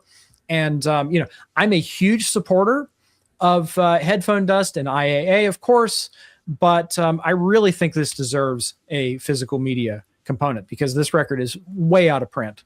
I will direct folks to go watch the video I made with Mike and Jonathan, but I will open it up to further comments. I was going to start by asking you all a question because I really haven't had the time to sit with these new mixes as much as I would like, but I'm extremely familiar with the album. I'm extremely familiar with the old 5.1 mix. And one of the critiques I always had of the old 5.1 mix is that I think that was at the time where Steven was doing something, basically almost placing the drums closer to the center of the room rather than closer to the front. And I always felt that was one of the only detractors about this original 5.1 mix was that when he put the drums kind of more in the middle, I felt they became too overpowering at times. So I'm curious to know if you guys think that that's something that's kind of improved a little bit about this new remix. Absolutely. 100%. The trend for Steven Wilson's Atmos mixes for the past, I'd say 5 years or so, maybe even less, has been he's put the lower toms in the rears. And I feel like I'm sitting inside John Weathers' drum set at all times on this mix. But yeah, Ryan, I know what you mean. There's a couple of other mixes from that time, like the original version of XTC's Drums and Wires is like that too. Yes. I mean, the drums are supposed to be loud on that record, but it's part of the title. But I agree with you, like there was something about how they were kind of taking over everything, and I thought the new Atmos version of that fixed that, as is the case with this album.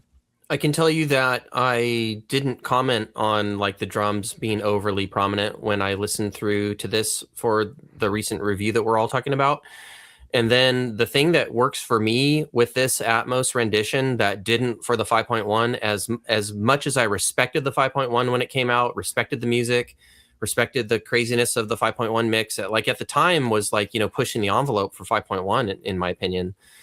But it was also that time where Steven Wilson was really overly isolating vocals in the center channel. Yeah. And I'm glad that he had that experimentation phase, because there like really is a time and a place for that. But he just executes the vocal with much more sensitivity, I think, to like making it really work as a part of the composition.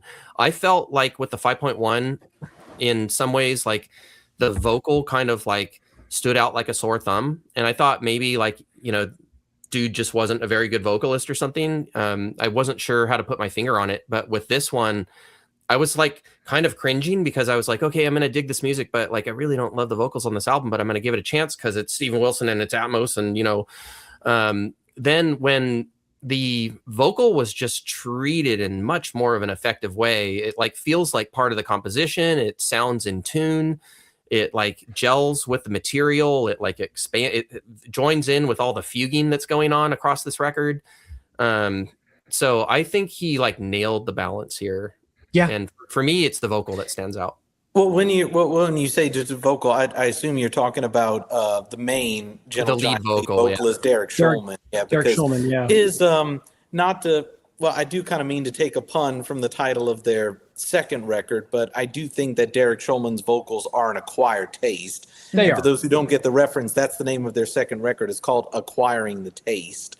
Yeah. So yeah, but I remember, you know, Steven talking about this record when it originally came out, where this was almost kind of one of those records that really benefited from separation, because he's talked before in some of his interviews about Gentle Giant having what he calls vertical complexity. So he said a band like Pink Floyd has horizontal complexity, and maybe the same is true for Yes on an album like Tales from Topographic Oceans or other albums like Close to the Edge, where the complexity is happening, you know, over a long period of time, but the music is like, you know, changing, you know, throughout like a longer length of time, whether it's 10 or 20 minutes.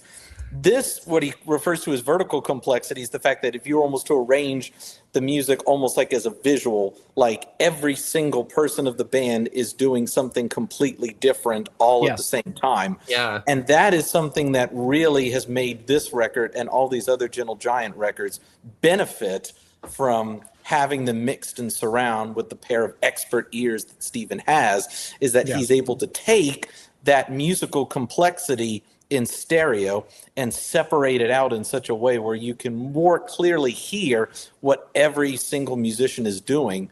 And they're all brilliant, by the way. They're all brilliant musicians. Each one of them could play at least, I think, probably 2 or 3 instruments like conservatory well. They were a frightening band in terms of their musical prowess. And this is only demonstrated more so when Steven Wilson has the chance to remix these records like this. Yeah, the only thing I would add is that this mix brings me closer to the music itself. So I feel like I can appreciate what these guys were doing and trying to do much more by hearing this Atmos mix. This mix brought this from an album I respect up to like one of my all-time favorite prog albums. Yeah, absolutely. Yeah, I would agree.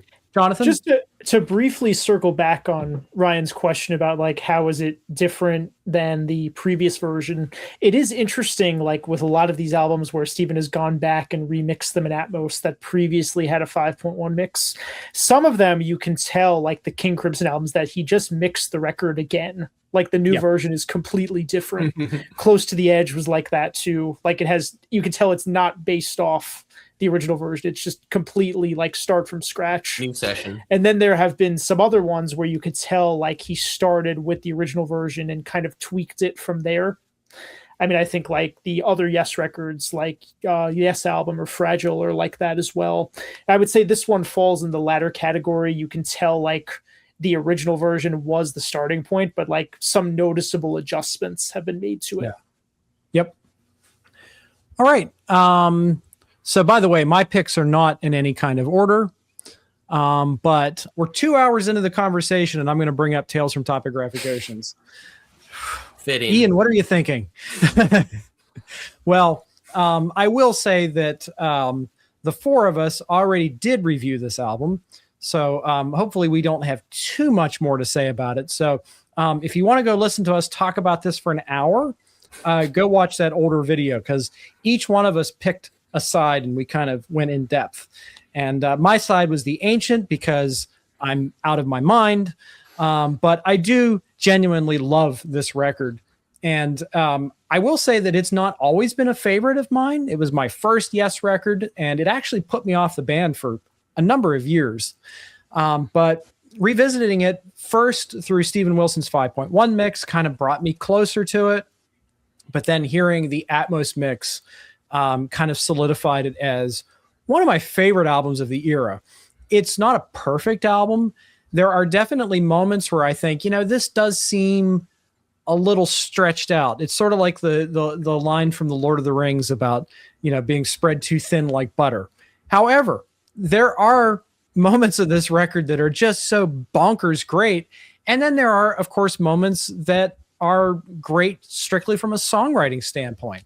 Like the opener, The Revealing Science of God, is just chock full of hooks. This album just runs the gamut of some sort of spiritual take on Yes. And, you can really kind of float with this album in its Atmos presentation. Again, comparing this to the 5.1 mix, it's much warmer sounding, whereas the original was much more brittle. I feel like Chris Squire's bass is a lot more present throughout. I feel like Alan White's drums are much more spread around the room, sort of like what I was talking about with The Power and the Glory, where you can hear the lower toms kind of coming from the back of your head. But, you have moments where, Steve Howe is playing solos and they're coming down from above. And it's kind of like that voice of God thing. And being that this is such a spiritual record, it fits. It fits the type of music that you're hearing. I point to the Ancient, again, the song that I chose to talk about on our review, as being a song that makes full use of the Atmos mixing. And, you can hear things like the cowbell kind of rotating around your head, and the different drum overdubs, the guitar overdubs. It's just totally an immersive experience from stem to stern. And I think it's one of Steven Wilson's best mixes. Would I say it's better than The Power and the Glory? Yeah, I guess it depends on what my mood is. I would say they're about the same. But really a terrific mix. And I'm hopeful now that we've seen the previous Yes albums get standalone Blu-rays announced, that this one will eventually come, because I do hope that more people take the time to hear this mix. I think we're going to at least get Relayer added to this run, but I would love to see them venture into albums that have never been touched in multi-channel yet, especially drama. Come on. If possible. Come on, everybody. 90125. Yeah, and the fact that like Steven Wilson nailed an album like The Power and the Glory and then an album like this, even though they're both from prog groups, like these albums are like completely different animals. Yes.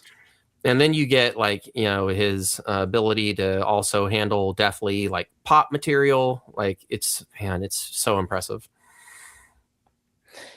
There's a moment on this record, I think it's at the beginning of The Ancient, where you can hear different things spinning around the ground level speakers, and then a different thing spinning above the height speakers.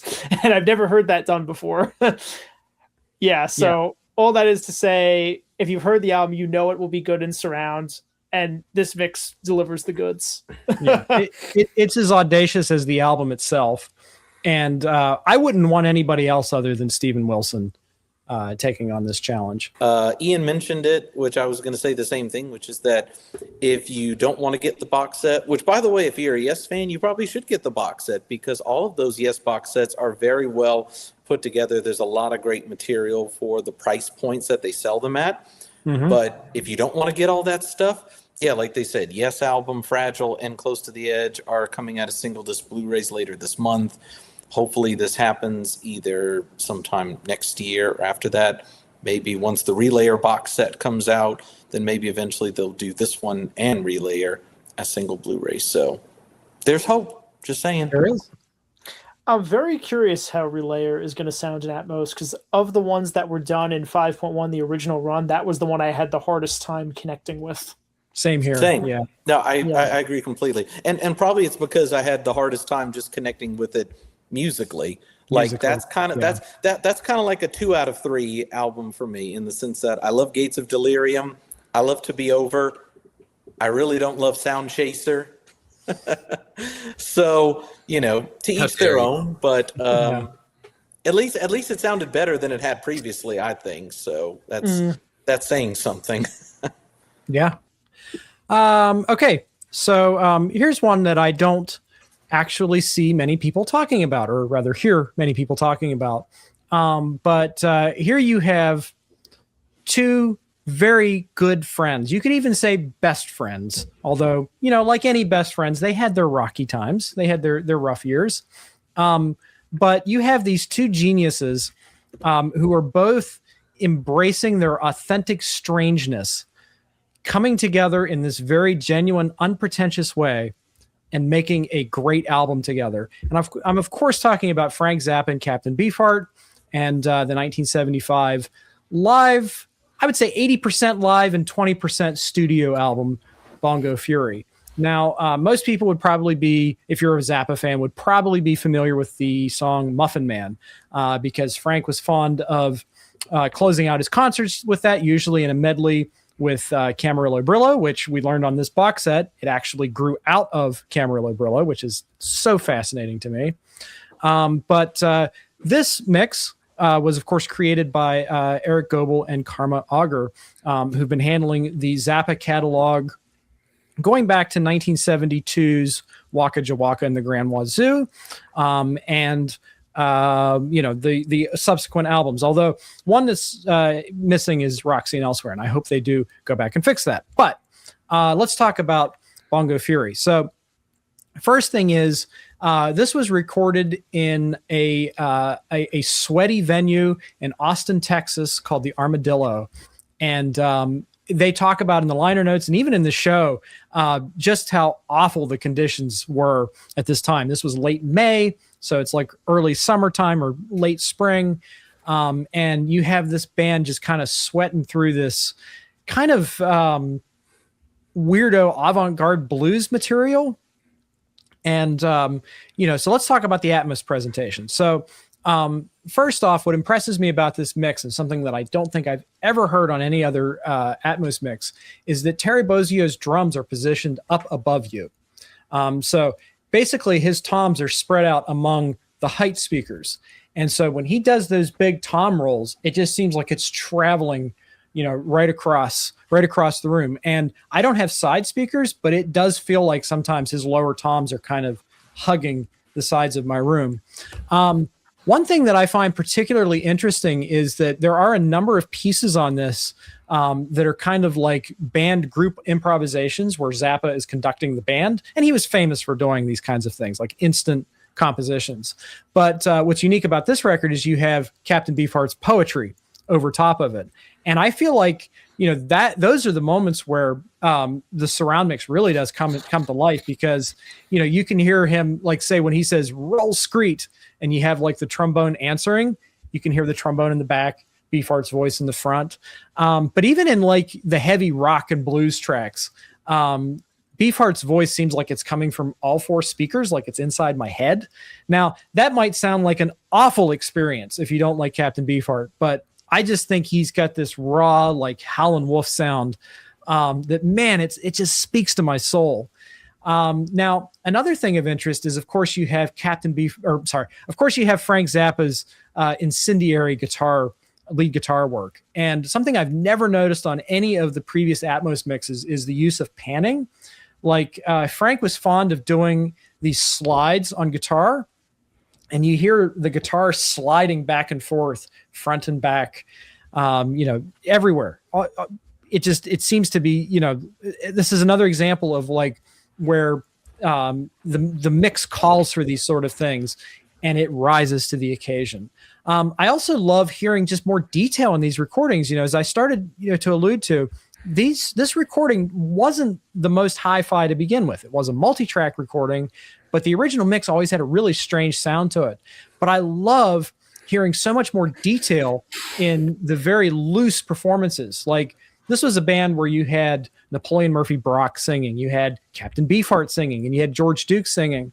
And there's just all these little moments where you can kind of imagine where the guys are standing on stage.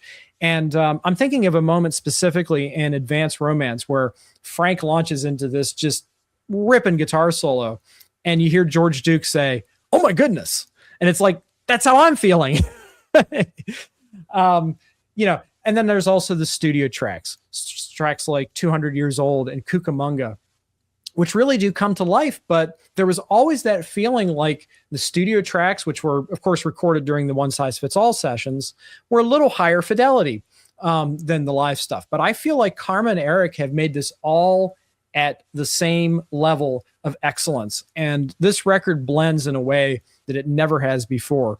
It's one of the most crankable Frank Zappa records. It's like, when I put this thing on, I want to hear it loud. And I think it's one of the records that I enjoy revisiting the most. So this is Bongo Fury. I hope it's the sign. I hope it's a sign of many more great things to come. I hope it's a sign of more live Zappa to come, because we do have Cheaper Than Cheap, which is mixed in Dolby Atmos, but it's kind of a front heavy presentation. Here in Joe Travers' liner notes, he tells us that there were no audience mics for this recording. So your backs are constantly engaged with musical material. So it's an excellent release. I feel like not enough people are talking about it. And I'm going to open the floor to you guys. Who's heard this among us?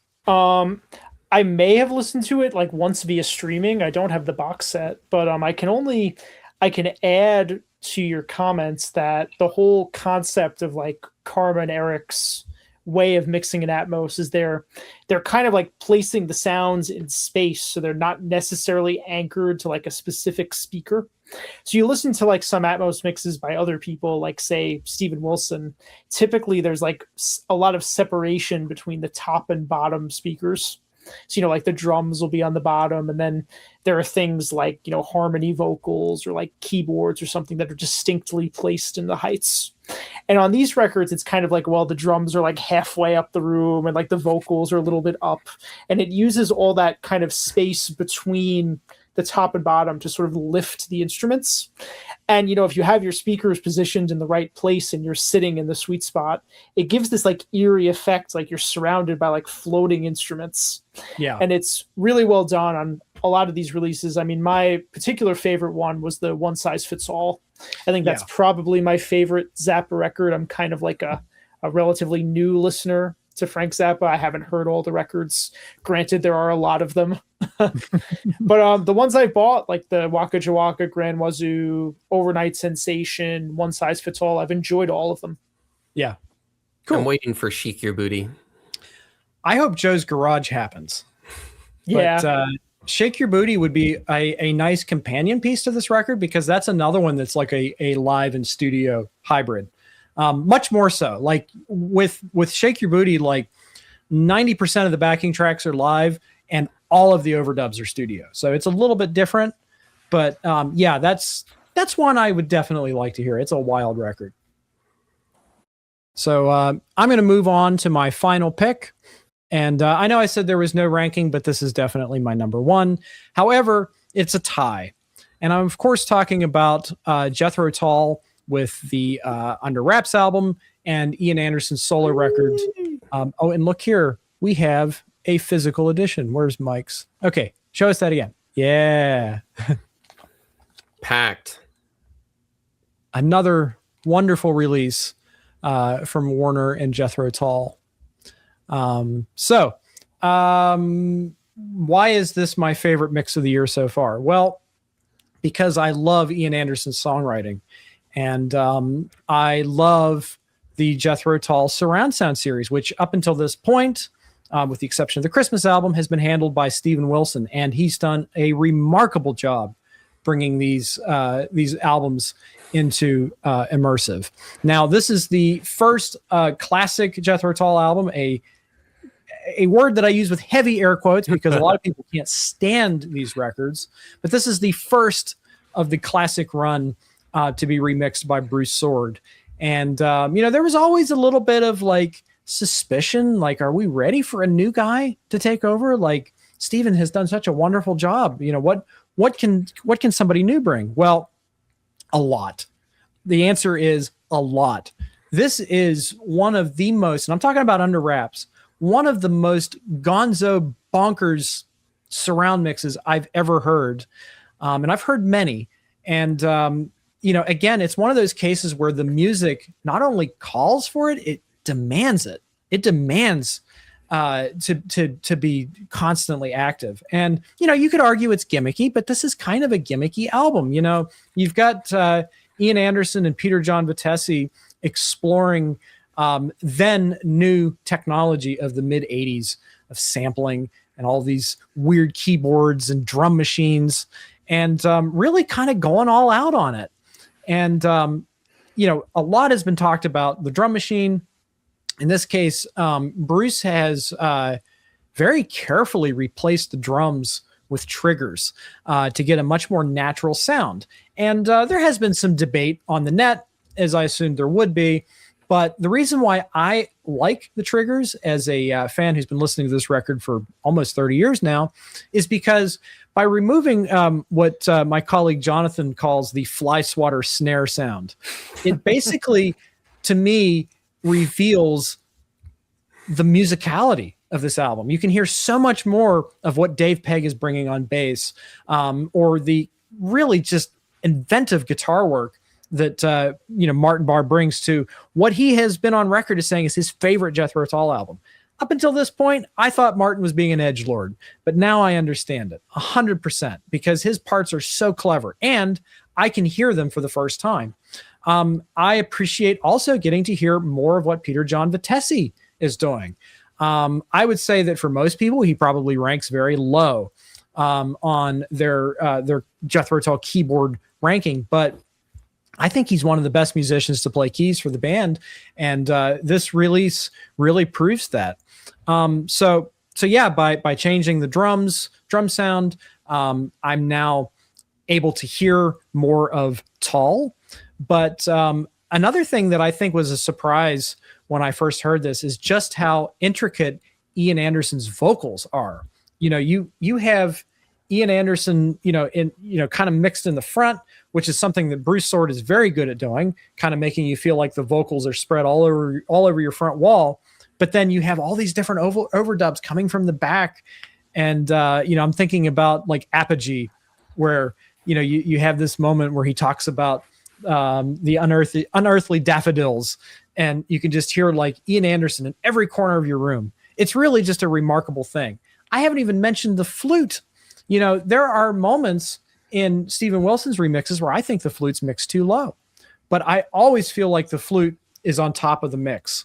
Most of all, it reveals many of the organic elements of this record. Like, who knew there was mandolins in Radio Free Moscow, for instance? I always get a big smile when I hear those mandolins coming in together.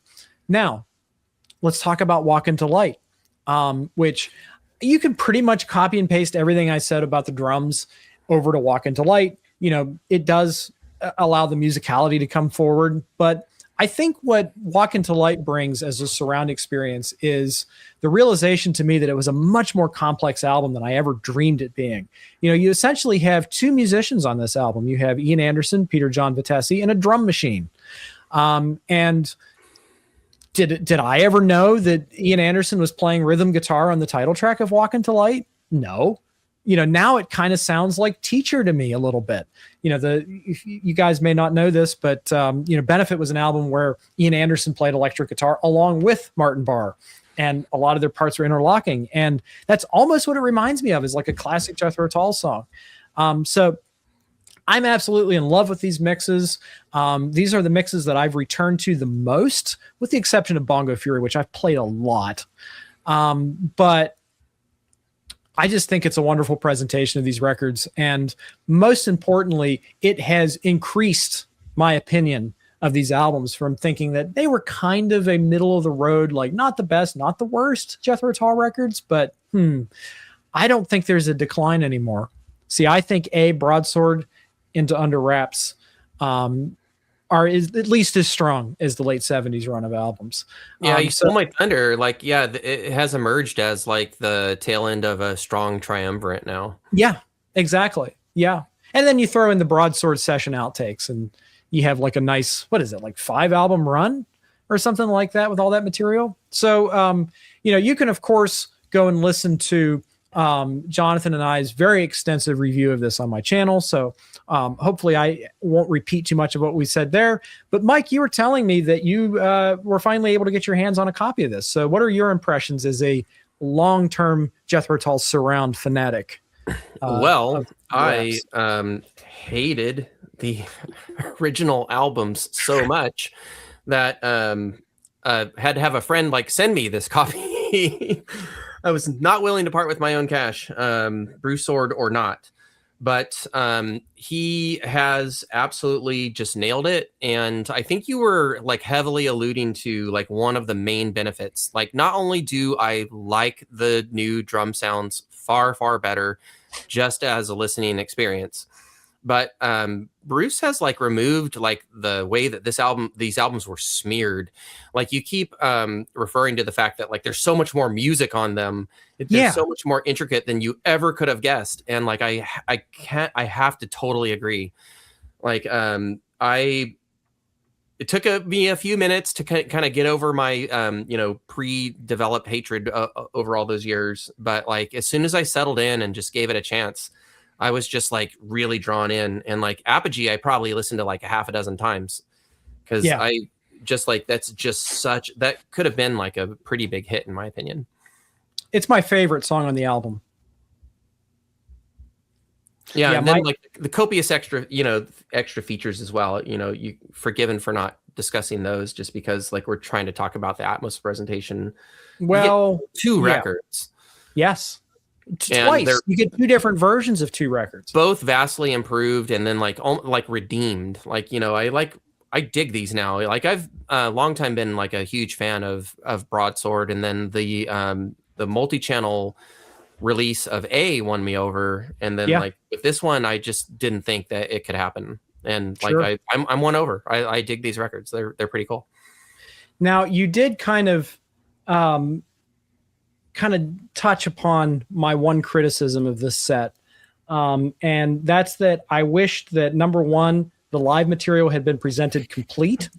Yeah, because live at Hammersmith they played 3 nights at Hammersmith. On September 7th, which was my birthday, like 6 years earlier. They were 6 years early for my birthday, but the 8th and the 9th.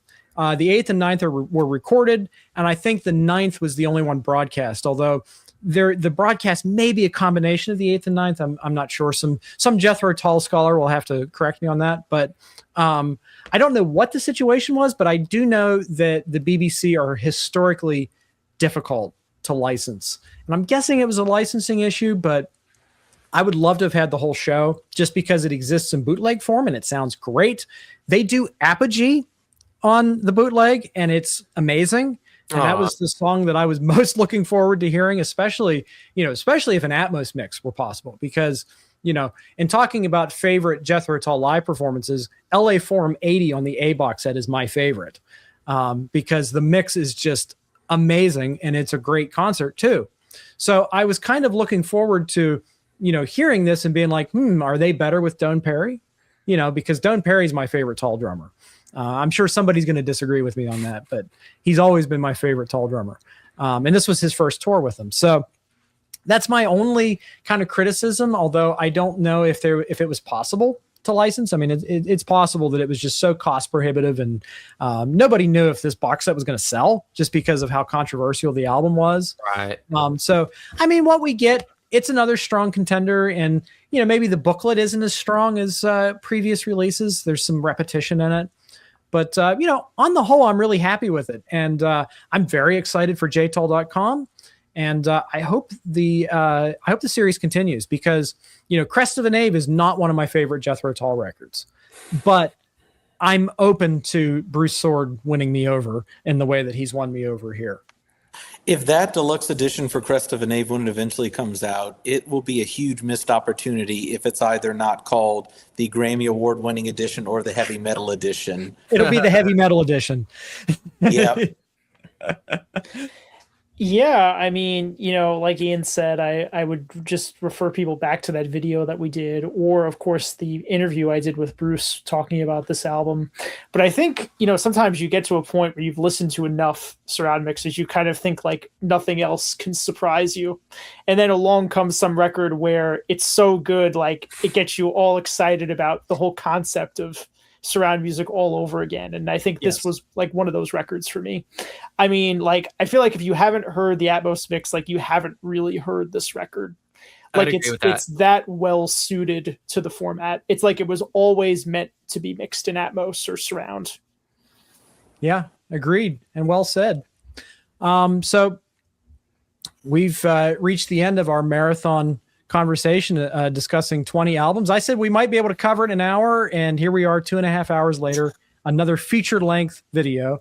I mean, maybe it'll be cut down a little bit, but guys, this was awesome. I really enjoyed this, and I want to direct any of our viewers to please go subscribe to Mike's channel, Life in Surround, as well as Jonathan's channel, ImmersiveAudioAlbum.com. Now, Mike, do you want to preview any reviews that you're working on at the moment? Oh man, I'm really just trying to come up for air from audio engineering school. I'm on summer break, so I have like a huge pile of stuff to get to, and if I can fire off some thoughts, I'm trying to set up like my home studio area where it's kind of like painless for me to do my thing a little bit better. But I had long intended to do Jeff Buckley's Grace Blu-ray, but, I already covered it in streaming. So I'm glad that we at least got to talk about it here. And, I'm going to get around to Eye in the Sky one of these days. There's a little bit of disappointment for me. I was hoping to come out of the gates with like something super exciting for everybody. So I probably gave away a little bit of my angle on it there. So I've like all the way back to stuff that may not be like Life in Surround isn't just like there to like pimp like the latest like thing that's available for retail. I view it more over like long-term, like curating the legacy of surround and immersive audio. So I need to go back and I'm going to listen to the Beatles +1 Blu-ray again and try to give a bit more of a nuanced perspective on it. I have not been a fan of it in the past. Fair. Some older Jethro Tull releases that are still in the shrink wrap. I'm gonna try to Mike. And then we have Quadio Batch 13 coming up. So anyway, what was that? I said there just so happens to be a major Jethro Tull fan in the call today that would be happy to go through those with you. All right, I will. So we'll have to talk. I'll be sure to drop them a line. And if you do cover the Beatles 1+ Blu-ray, you should talk about the Red and Blue albums that were mixed in Atmos for streaming, where they use the demixing tech. So, because I think they were able to get a little bit more out of it all, like on what was presented on the Blu-ray or not. I would say certainly for like the Rubber Soul era material, they were able to get a little more like the Rubber Soul Revolver stuff. The Atmos mixes are more interesting. I think anything before that, there's just not that much you could do. Yeah, not much on the tape. Yeah, now, Jonathan. Sorry, go ahead. No, go ahead. No, you go ahead. No, you go ahead. No, you. No, you hang up first.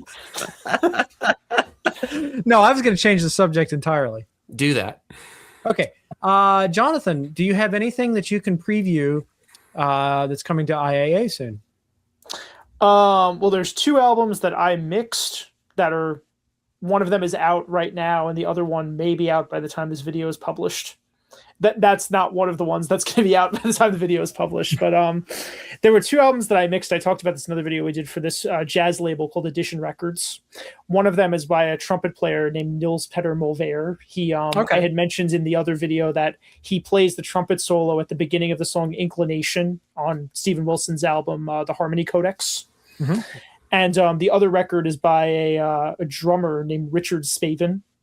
The Niels Petter Molvær album is out. It came out on July 10th, so you can download the Atmos mix that I did on IAA, and it will probably come out on streaming, whenever they submit the files. And then the Richard Spavin one is coming out on the 24th, so that'll be a week from this coming Friday. And then, of course, the Reefer Stramus record is in progress, hopefully coming before the end of the month. Yeah. And it sounds great, by the way. I revisited the work in progress files over the weekend. It sounds amazing. I like what I'm hearing so far about it. Cool. Yeah, well, I'm glad to hear that. And as far as reviews we might do, I think we were talking about doing Chris Squire, Fish Out of Water.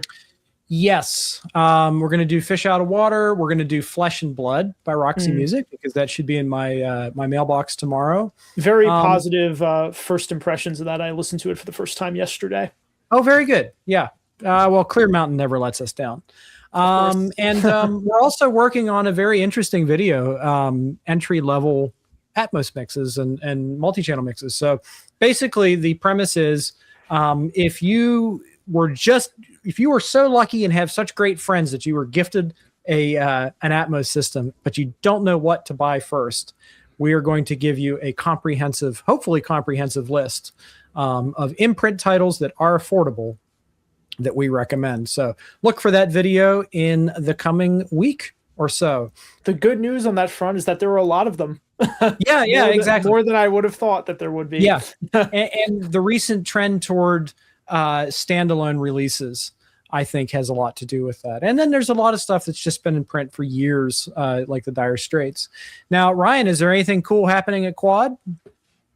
I mean, there's always stuff coming out. I mean, you hardly ever go by a day without, something newer being announced. So, just keep checking the websites, keep following what all the other 3 guys are doing on their YouTube channels, because they do a good job keeping track of stuff. And just keep buying, because that's the only way that we're going to continue to get great stuff, is that if we keep supporting it and keep buying it. Yep. Vote with your wallet, as they say. So yeah, I just want to encourage our viewers to join Quadrophonic Quad if you haven't already, although I'm sure that 90% of our viewers already are members or found the video on Quad or whatever. But lastly, I would just like to encourage people to subscribe to my channel so that you don't miss some of these videos that Jonathan and I were kind of previewing there, or anything else. We talk about news, upcoming releases. We do our monthly preview videos, which always do very well. Yeah, that's it from us today. Thank you very much for joining us. And thank you guys for joining me. This has been a really fun conversation, dangerous on the wallet, because there's at least 2 or 3 releases that I badly want now.